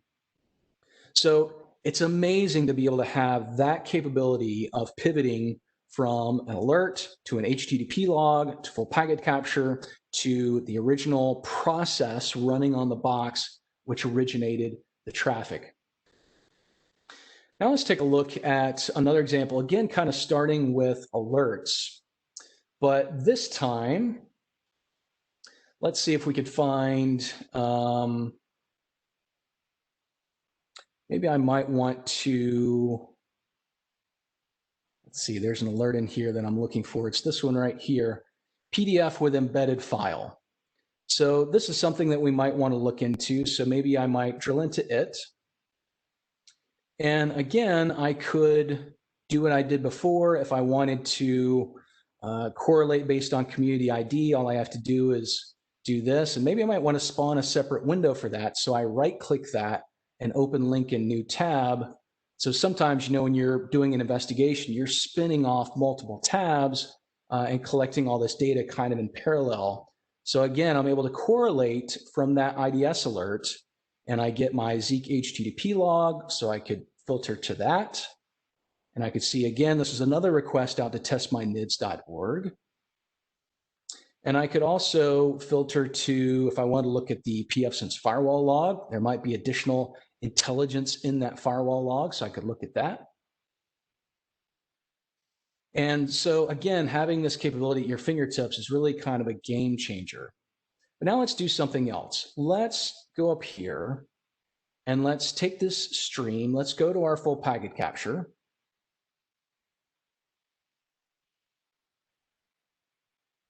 And we see our ASCII transcript here. And that's all well and good, but what if we wanted to do some sort of analysis on the PDF itself? Now, you've got a couple of options, one of which is to realize that by default, we configure Zeek to automatically extract certain interesting file types like Windows EXEs and PDFs and other file types. So you could potentially go and find this on the file system and pull it out from there. Another option is, maybe you're not dealing with that list of predetermined file types. Maybe there's an arbitrary file type that an adversary has used for maybe data exfiltration that you're not already extracting on the fly. And so you need to do some more kind of ad hoc file extraction. So in order to do that, let's download our PCAP. It's downloaded here to the bottom. So when I click that, we've already registered Network Miner as our PCAP handler. And so it spawns Network Miner 2.6. I go to the Files tab, and it's already extracted that PDF for me. And so now I have that PDF. I know it's not malicious, so I know I'm safe to open it. But there you see that capability of being able to go into full packet capture, extract an arbitrary file, and be able to reconstruct the contents of that right out of the network stream. Maybe do some reverse engineering, some other kind of analysis on it. That's tremendously powerful. So again, you start to see how all of these tools really start to come together between alerts and Hunt and PCAP and Network Miner and CyberChef, and all of these different things really kind of work together to help you in your quest. Now, another thing that you might want to do, we looked at this and we determined, well, this is really no big deal. This page is intentionally blank. And again, this is only simulated malware, so I know there's nothing there, but let's pretend that there was. Let's pretend there was something interesting there. In that case, if we decide that we might want to engage the incident response process, we might want to take that particular alert, and instead of acknowledging it as we did in the beginning, we might want to escalate it. So when I hover over that blue triangle, it does show me that it's escalating. So when I click that, it's going to then create a case in the Hive. You see it escalated the alert and removed it from the view. If I still wanted to see that in the alerts page, I could toggle this escalated button and I'd be able to see it there.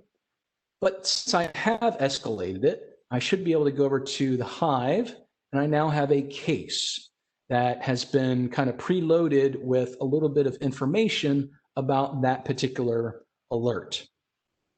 So I've got the case there in the Hive, and I could continue adding indicators to that case and ultimately working through towards closing that case. So that's really kind of the first use case that I wanted to highlight, and that's really that basic use case of starting with an alert and then pivoting from there, pivoting to full packet capture, pivoting to other logs based on community ID. Now let's move on to kind of our second use case. That's a little bit more complicated, it's a little bit more sophisticated, and that's where we don't start with an IDS alert. That's where we start with more kind of abstract threat hunting. And so instead of going directly to alerts, here we're going to go directly to Hunt. So when you go to Hunt, you're going to start on a page like this, which essentially takes all of your data. Notice the star in the query, and it pipes that into a group by for observer name. And this essentially tells you where your data came from. In this case, I have my standalone Security Onion instance, and that's where most of my logs came from, 70,000 of them. But I also have this Windows 10 desktop, and that sent 60,000 logs by itself.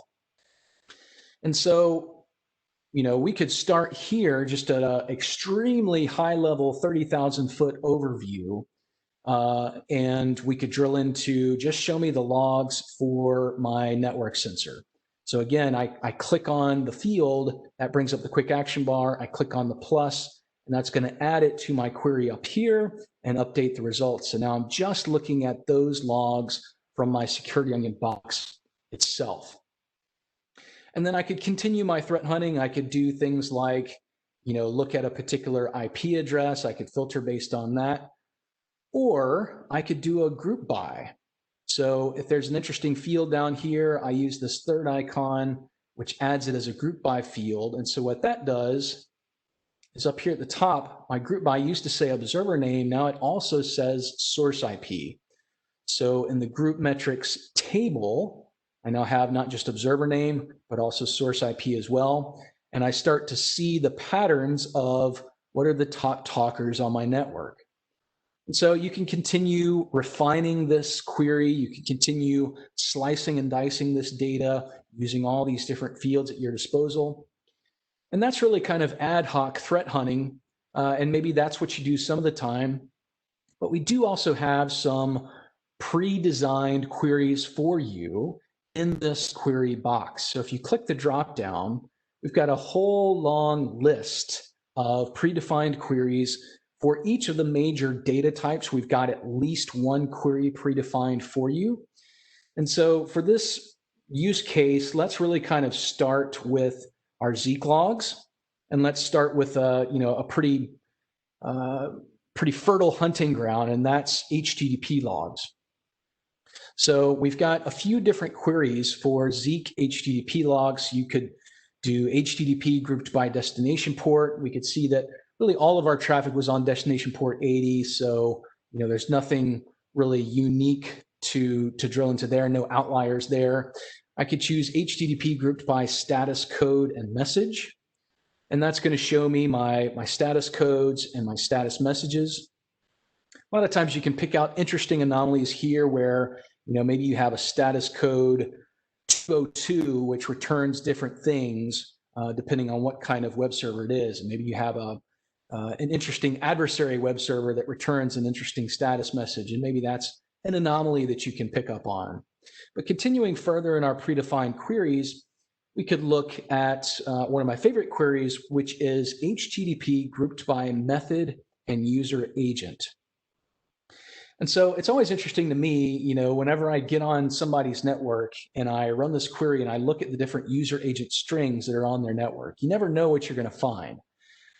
You're always going to find something interesting. It might be evil malware, or it might be something that's, misconfigured, or it might be something that is some bring your own device that's something that's not really expected to be on that network. But in this case, let's look through these user agents and we see, well, here's apt cacher ng. That's actually part of Security Onion. Here's Microsoft Crypto API. That's probably a legitimate component of Windows. Of course, malware could potentially use that or at least spoof that. But just looking through this list for things that are interesting, we do see some things that are interesting down at the bottom of the list. So for example, Black Sun. I don't know off the top of my head of any legitimate software that has a user agent string of Black Sun. So I might want to investigate that. So again, as we've done before, we might click on that and click the plus sign, and that's going to add that HTTP user agent Black Sun to my query. And so now I've filtered the rest of my data. I'm only seeing that one log that contained that one user agent. And again, we've done a lot of work inside of Hunt to make sure that it's intelligent enough to recognize what kind of data you're looking at and show you interesting fields down here in the bottom. So what that means is I'm looking at a Zeek HTTP log, so it's showing me fields that are specific to that Zeek HTTP data type.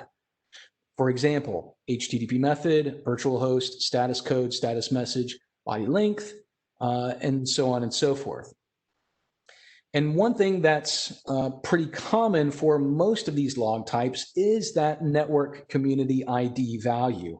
As we said before, that's a great way to correlate between Zeek logs and Suricata alerts and Sysmon logs and all different data types. So let's do that. Let's click on the community ID value and let's use that clear magnifying glass to start a new hunt for that particular value. You'll notice it erased my previous query, We're now just looking for that community ID. We're grouping by event module and event data set. We see we've got some interesting data here. We have not just the Zeek HTTP log, but we also have the Zeek con log. We also have a Suricata alert. We have a pfSense firewall log, and we have a Sysmon network connection log. So let's look at these in turn. You could drill into the Zeek con log. And again, this bottom table is going to dynamically update itself based on the data type that we're looking at.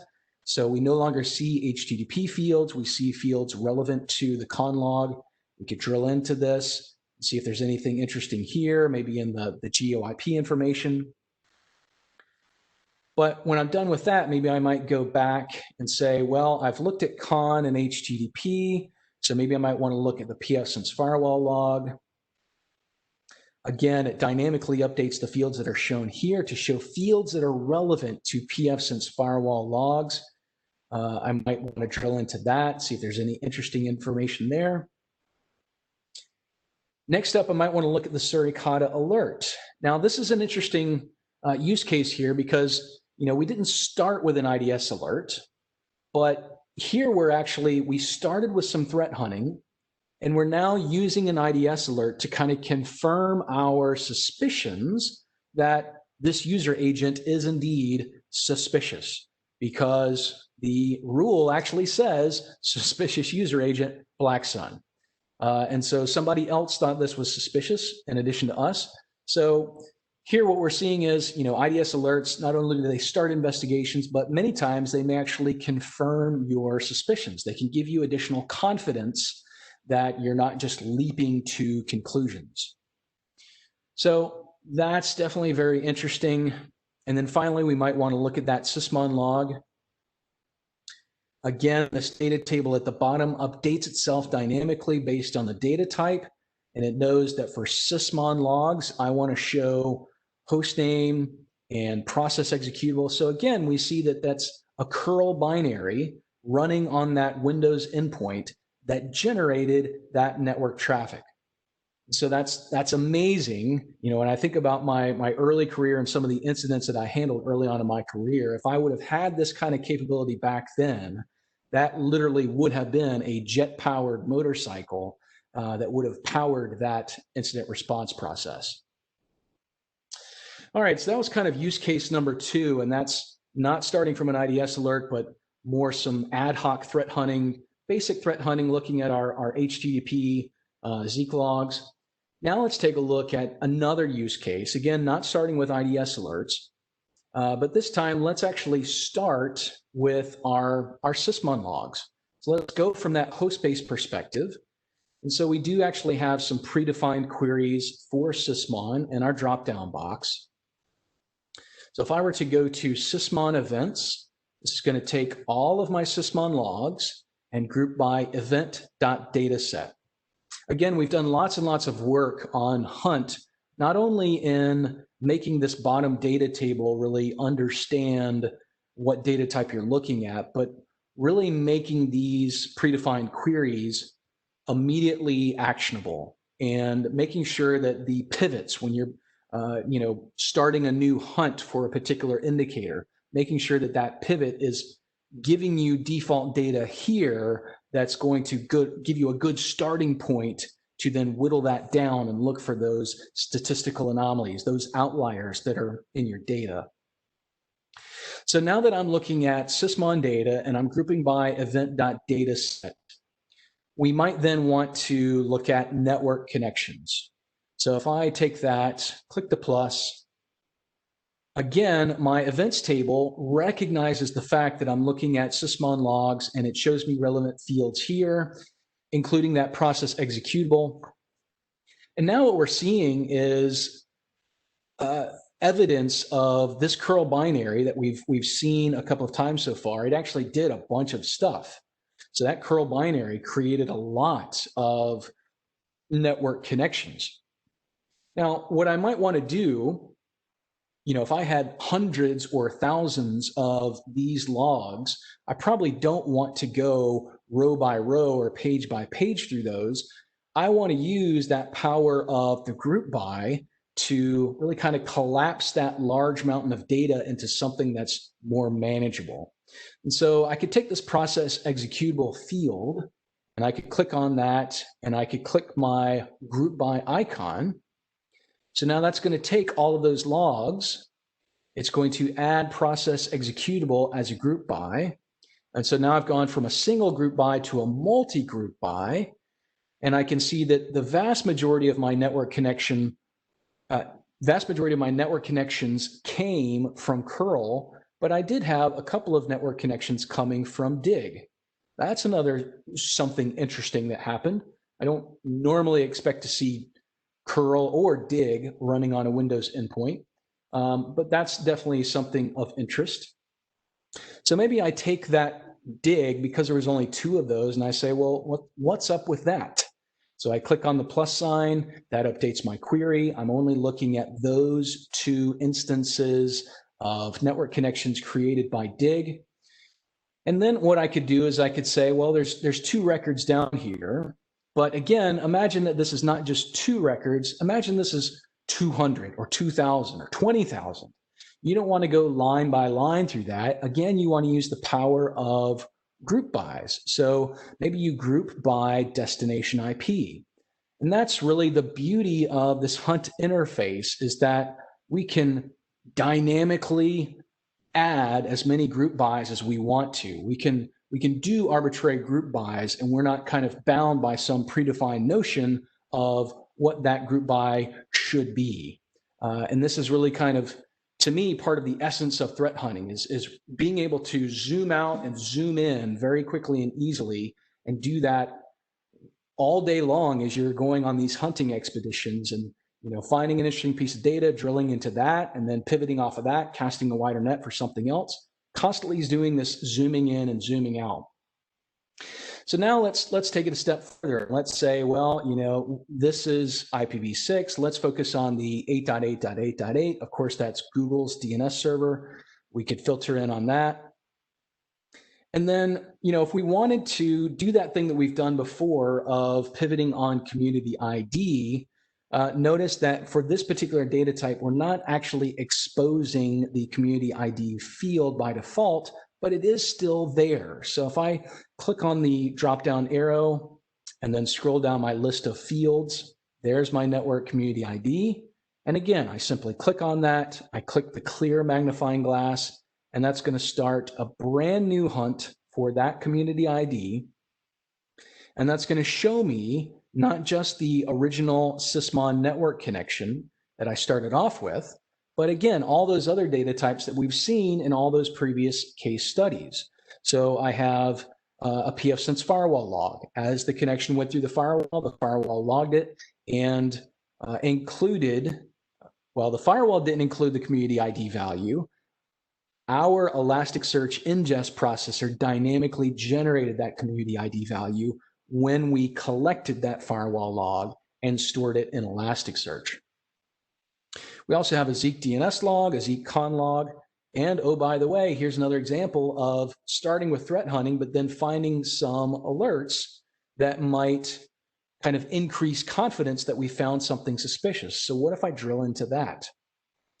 Well, when I filter to just my Suricata alerts, I see that I have an alert fired for ET policy DNS query for Tor hidden domain .onion accessible via Tor, and for the malware category, cryptowall.onion proxy domain. So again, definitely seeing interesting activity here, starting with threat hunting, but confirmed with those IDS alerts that we're definitely seeing something interesting. So that's really kind of use case number 3. That was starting with Sysmon.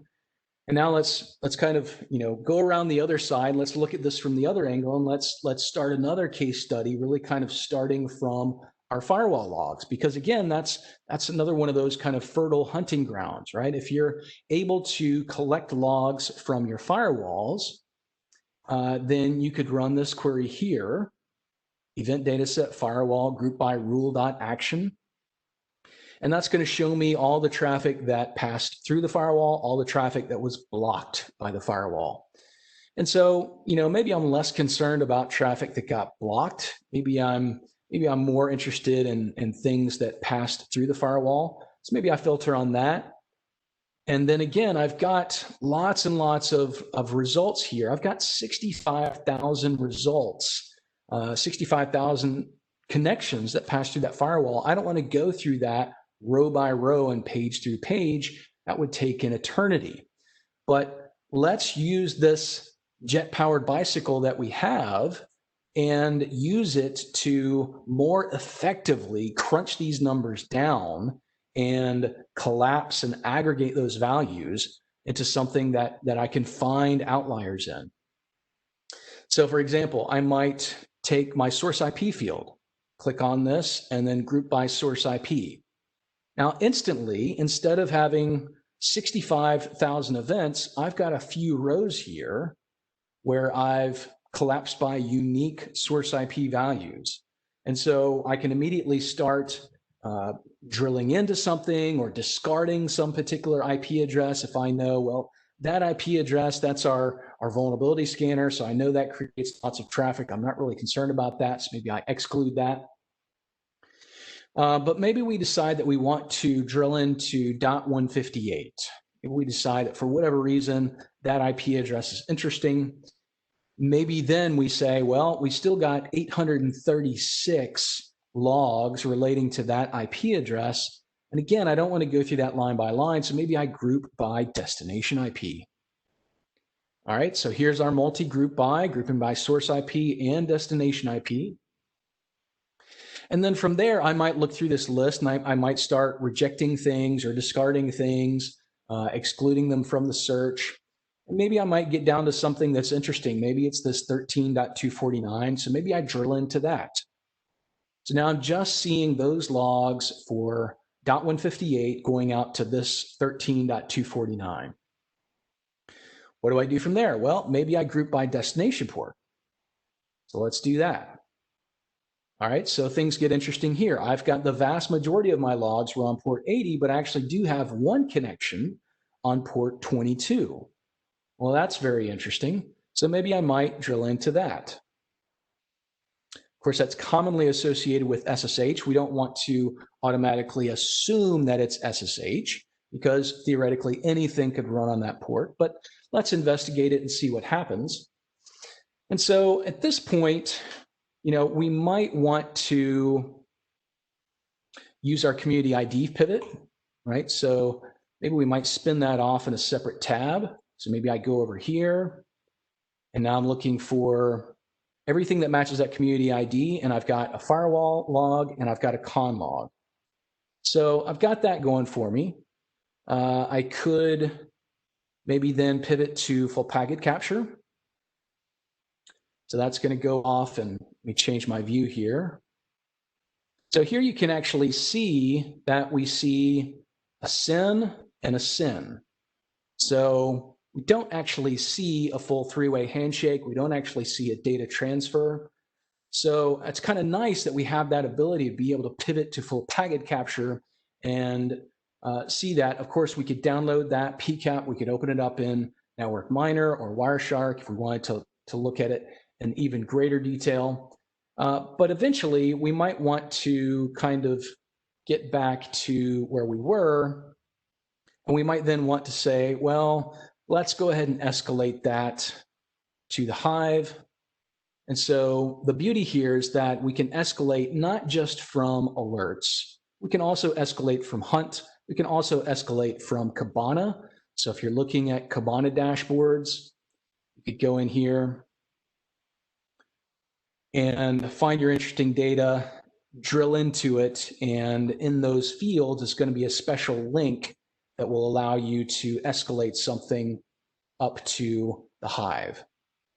But let's take a look at what that actually looks like, because we had created a case before. That was case number 1. We just created case number 2. And so here you can see when I drill into that there's the actual log information from that pfSense firewall log. And, as we're looking into this, and we kind of realized that, this was 172.16.91.158. I go back to number 1, I didn't actually get the details here because I pulled it from the aggregated view, but if I had pulled that alert, if I had escalated that alert from the detail view, let's actually do that so you can see what that looks like. So now I should have a third case in the Hive. Now it's going to have a little bit more detail in it, including the IP address, which is 172.16.91.158. So now what you could do is realize that, you know, all 3 of these cases really had to do with the same Windows 10 endpoint. And so maybe what you might want to do is merge that with number 2. So that's going to create a new case, case number 4, which includes not only the ET policy PDF with embedded file, but also the event escalation from pfSense firewall. And so you start to see how this case management comes together, how you could go into alerts, you could go into Hunt, you could go into Kibana, you could escalate that data up to the Hive. And even if you have sort of similar cases, you could merge those into one master case. And you start to see how this whole process takes shape. You start to see how all these different interfaces work together towards your whole incident response process. Let's take it to the next level and let's say, well, you know, we're starting to gather sufficient evidence that we're going to engage the incident response process, and maybe our organizational incident response policy says that, you know, if you see this and this, then at that point in time, you need to go and collect some additional data from that endpoint. And maybe that's where Fleet comes into play. As we mentioned before, Fleet is the web interface for OS Query. It enables us to dynamically query those hosts. And we can see here that in addition to my security onion box itself, I also have an OS Query agent loaded on my Windows endpoint. So if I were to drill into that, I could run this default query, or I could change it and I could do something like select star from processes. And I could run that query, and it's going to send that query over to OS Query running on that Windows 10 endpoint. It's going to collect that data and then bring it back into this table. And so within a few seconds, you know, I'm not having to locate credentials. I'm not having to fire up PS exec or do any crazy shenanigans like that. All I have to do is go into Fleet, run a simple query, and I get my answers back. You could also do something like, you know, maybe select star from scheduled tasks, run that query. It sends that query over to Windows 10. It's going to pull those scheduled tasks back, and then we could start looking through there for any other anomalies. Again, trying to understand what's really the scope of this incident. Are there any persistence mechanisms? Are there any other indicators that we might be able to pull from that particular host? All right, so what have we talked about? Well, we've talked about alerts and Hunt and PCAP. Of course, you can take a look at your sensors that are checking in. This is the Downloads tab if you wanted to deploy WinLogBeat or our customized OS Query endpoints. You would pull them from there. You've got your Administration tab where you can see your user accounts. We talked about Kibana. Another thing that I should mention and show is Grafana, right? So if you're starting your shift, that might be the first thing that you want to take a look at, is make sure that your deployment is healthy. So you take a look at your CPU utilization, you take a look at your disk usage, you make sure your processes aren't going crazy, you make sure you don't have any significant packet loss. This is really great visibility to have, and to have it charted over time is really significant, because not only can I look at the last hour, I could look at the last 3 hours, I could look at the last 6 hours, and I could look at the exact time frame. So if I suspected there was some sort of a system issue at some point in time, I could look at that narrow window of time and see if we had data to support that inside of Grafana itself. So lots of capabilities there. We talked about CyberChef. Playbook is another great tool. So if you're working this incident with this Windows host and maybe you found an indicator, you might go into Playbook and develop your own play and then have Playbook automatically searching across all of your data on a regularly scheduled basis, looking to see if that particular indicator ever popped up again. Right, so you start to see how we're kind of closing the circle on the incident response process, creating that full cycle, that full event life cycle. So I think the last piece is, of course, the attack navigator. And again, if you were to go into Playbook and create a new play to cover some new indicator, that might create some additional coverage. That might add something to that Playbook layer in Attack Navigator to help you kind of understand where you have coverage in the attack framework and where you might have some gaps that you might want to fill in. All right, so that is a very brief overview of Security Onion 2, looking at all the different interfaces that we have, how they fit together to form a more complete picture about what's going on in your environment. And, we've worked tirelessly to come up with the best interfaces and the best workflow to fit with the best of breed open source components that we've already been integrating in Security Onion. So we really and truly hope that you like Security Onion 2 as much as we do. We think it's insanely great, as Steve Jobs used to say. And so we're excited to get it out there and get it into your hands and see how it goes with you. So at that point, we'll go ahead and pause for some Q&A. If you have questions or comments, we'll take a few minutes and cover those now. I'll turn it over to our moderator, Mr. Planamura. Excellent demo, Doug. Really appreciate you doing that, sir. We have had an incredible response of questions. I think that's a safe way to say it. So we've been going through in WebEx. We have over 140 different questions. Wow. And we've been responding to them as we go. We have questions in Discord that Mike and the team have been keeping up with. So, but some we said we would push to the end here. So we got about 20 or so minutes to try to cover as many of these as we can. So we've just got time, I think, to answer these briefly, just in an attempt to get to these as quickly as possible. One question we've seen a fair bit, seen it in Discord, seen it in WebEx, is what about snort? I mean, I know you mentioned that early on, but can you, Mike, actually, could you talk a little bit about that? Go ahead.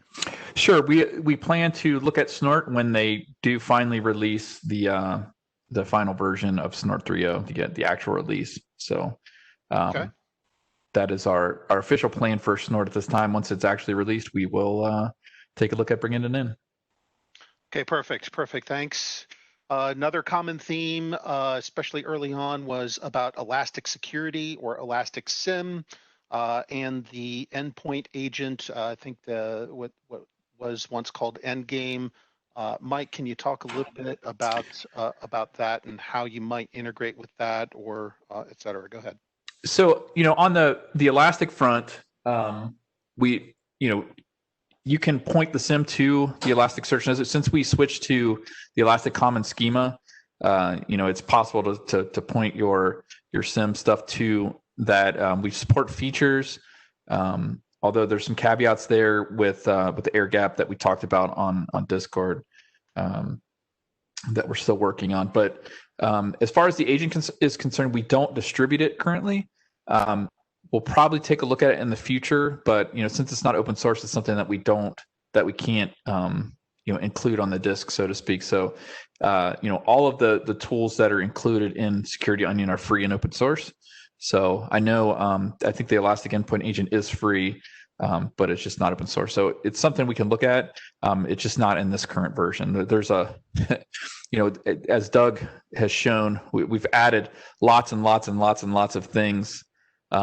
And not everything, we couldn't squeeze everything into this release. We really wanted to get it out and get it in the hands of the community. But there are, this /discuss is a great place to ask for features and things like that to add. Yeah, great. And I would add here that when we're getting, we see lots and lots of questions in chat about why did you choose this and not this, and why apples and not oranges, and et cetera. Sure. You can kind of feel free to send those questions to us and discuss. Don't know that we have enough time today to go into all the reasoning Sure. behind all of our decisions that were made here. Hey, Phil, So perfect. There's one Go ahead. there's one question that's been asked a million times too. I thought I'd address would be, is the Red Hat Enterprise Linux That's on my question? list. Yes. Okay. Yes. Go ahead. Go ahead. So I'll tell a secret about Security Onion is if you follow our GitHub, you can actually see exactly what we're working on. There is a branch out on our GitHub that is for Red Hat Enterprise Linux 7. So it is something we're actively working on. I don't have a firm release date or version for that. But it is something we are working on and planning on supporting in the, I would say near term, but it really depends on what we need to look at post release. But it is on the plans. So we had a couple of questions about 1604 going end of life. We planned, once again, to kind of repeat Doug from earlier, if you missed it. We plan to send Security Onion 1604 end of life at about the same time that Ubuntu 1604, which is the operating system on which Security Onion 1604 is based, when it goes end of life, and that should be April 2021. So just to answer that question, here's a good one. And we always appreciate this question because we get it a fair bit today. Can multiple SO deployments be managed with one central SOC? Mike, I'll give that one to you, sir. Are you muted? You're still muted. Sorry, I was double muted. Yep. So today it's not possible to have a multiple managers. We are looking or a multi-level type architecture from the perspective of having a manager of managers and having a bunch of different stuff out there. We are looking at adding redundancy to the pipeline, so multiple managers for a single thing. We're also looking at RBAC, which would be very important when it comes to a tiered system like that. So there are things that we're interested in looking at. It's just going to be a matter of priorities and time and resources. Okay, great. Thanks, Mike. Doug, question for you about Analyst workstation, about the Analyst node. Does it have more tools than Security Onion in production mode? There's been a lot of questions about Analyst node. Can you install it on a standalone node? Not that that's best practice, but is it possible? Can you talk a little bit about the Analyst node?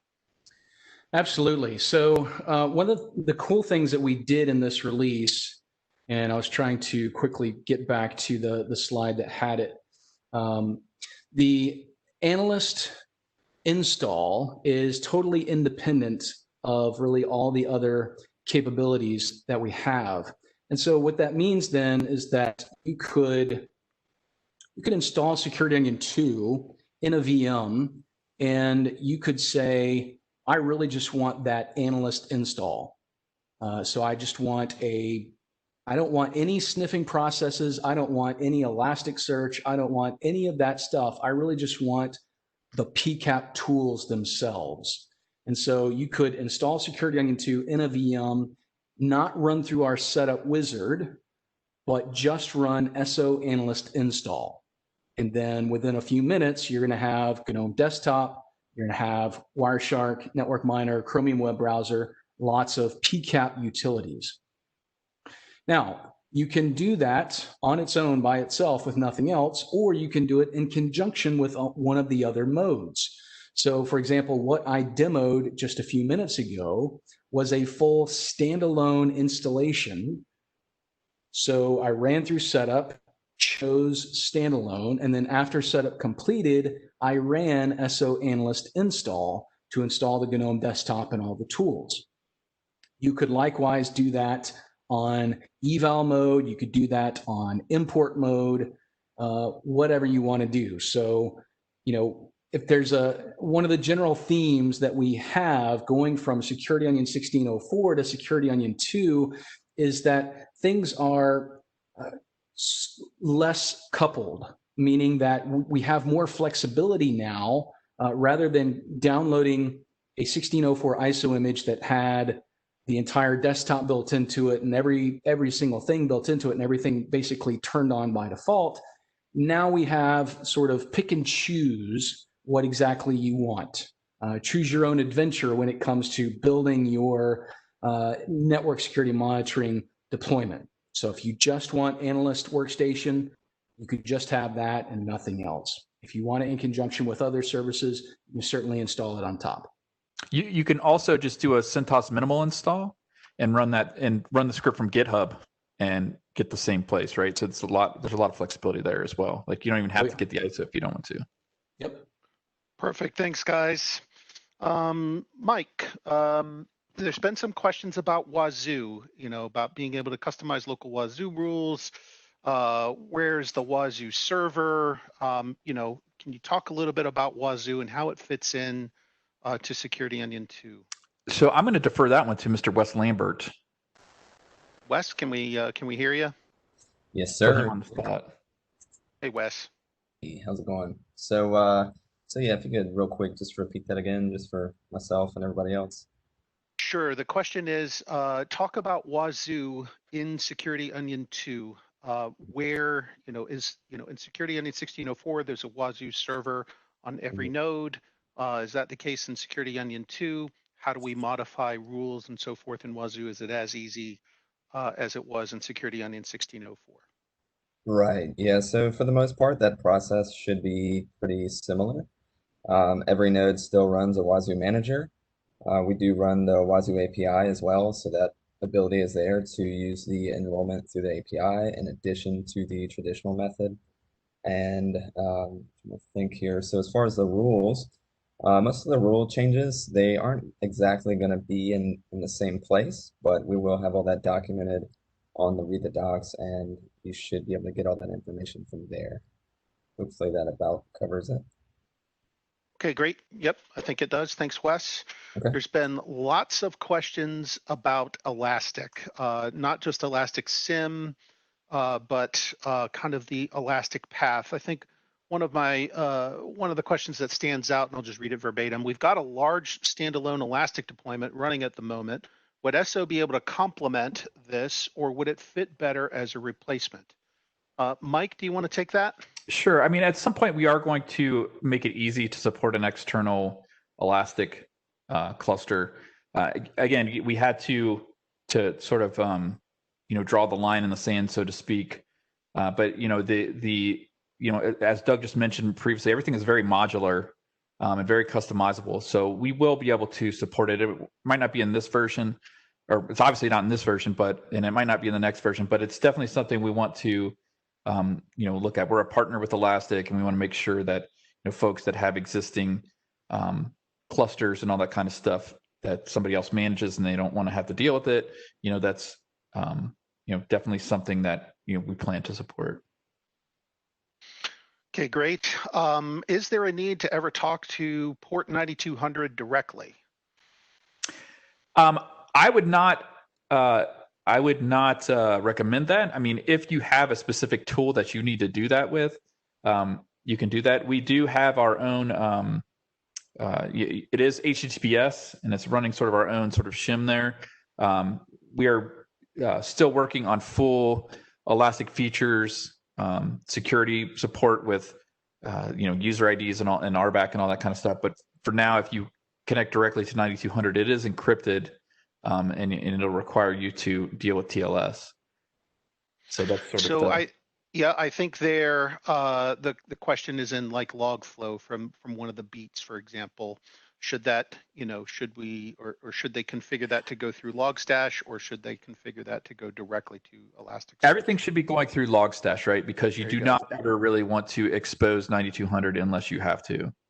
Yep. Otherwise, you end up on the internet. Okay, more Elastic kind of questions around, what's the plan regarding automation? For example, managing other, different sort of Elastic knobs that can be tuned, really any knob that can be tuned. But the question here is specifically around Elastic shards. but not just shards, but really anything else. Can you talk a little bit about what the plans are there, Mike, for the future? Yeah, so you can actually, if you look inside the pillar I think it's in the global pillar actually, you can see every single one of the indexes that Security Onion uses, its shard count, its retention rates and everything like that. So you can really key in on there. And, if you want to keep IDS alerts longer than DNS data, so on and so forth, you can do all of those things now. So it's there's a lot more dials to turn in the current, in the new stuff, so that you can, really, hone in what you want to have as far as your stuff. We extrapolated a lot of the common things that you would typically want to, have to modify in Elastic, and we've pulled those out into pillar values. And once you read the documentation, you'll understand what I mean by pillar values. But just easy places that you change a value and everything happens automatically. Elasticsearch restarts for you, and it has that new value set to it. Keep in mind when tuning indexes, though, that it will only apply to new indexes created. So if you change your shard count from 1 to 4, it will not happen until the next index is created. It does not go back and re-index the data. So Great. Thank you, Mike. Thank you, Mike. Doug Burks, talk about AI. We had a few questions about AI. Can you talk a little bit about that? Well, I think that's a question that comes up quite a bit. I think it's something that's interesting. I think that's something that, folks are generally interested in. I think that's something that we would like to look at for the future. We're not there yet, but it's something that is on the roadmap, and it's something that we'll see what happens in 2021. We'll see how it unfolds, and we'll see what we can do to incorporate some of that kind of stuff. Okay, perfect. We did have a question about what the largest Security Onion deployment is that we're aware of. Doug, we'll give that one to you as well. So I've heard that there is a deployment out there that is over 600 sensors. They had plans of going over 800 at some point in time. So I know that there are some pretty beefy deployments out there. And beyond that, we also have a major university that's using Security Onion to monitor some pretty big size pipes. So I can tell you that Security Onion's out there. It's dealing with some large enterprise networks, and it's finding some bad guys. Yep, definitely. Firewalls, sending in data from external firewalls, really kind of any other kind of external sort of syslog based things. Can people point those external applications and devices, point their logs at Security Onion? Mike, do you want to take that? It's kind of an easy one. Sure, yeah. So there we'll have some detailed documentation, but you can either point it to a forward node or the manager, depending. I typically like to point the logs to the manager, but if you have a remote site and you want to point stuff to that local box and then have it send it up, because it does get encrypted and compressed from the forward node. The communication between the forward node and Logstash, that beats traffic is compressed and encrypted. But there is flexibility there between using the forward node or the manager, and that'll be in the docs. You can look how to do that in the doc site. Okay, great. Thank you. This is probably a good question for Wes. Capability for integrating MISP. Yeah, so we currently expose the application.conf for the Hive. So if you already have a MISP instance, you can certainly integrate that with the Hive instance. I do plan on updating we have a script right now for current platform, which I plan on updating, which will go and pull that stuff down from the MISP API, stuff for Zeek and Suricata and whatnot, and then also have some other stuff kind of on the to-do list and in my plans, but yeah, that should pretty much cover it for MISP integration. Nothing else I can think of right now. Okay, great. Wes, while I have you on the spot, there's another question about being able to, as part of an upgrade process from 1604 to 2.0, you know, where it stands today, and if we need to talk about where it's going to go in the future, we can defer to Mike. But where does it stand today in being able to import slash export configurations from 1604 to 2.0? Right. And, you know, how is that possible today? Right. So right now the upgrade path would be from obviously 1604 Ubuntu 1604 to Ubuntu 1804, and then you would install Security Onion on top of that. We do have a procedure on the Read the Doc site to do that. However, that procedure is obviously provided with you know, the caveat that it may not work for everybody. But from our testing, it seemed to work for us for the most part. And even with that, you should be able to retain your current Elasticsearch data and whatnot.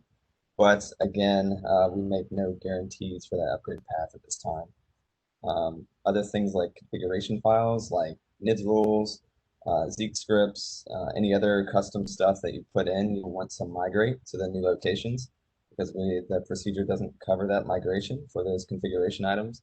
So you'll definitely want to take that into consideration, and we outline some of that in the upgrade document or the blog article there on the Read the Docs.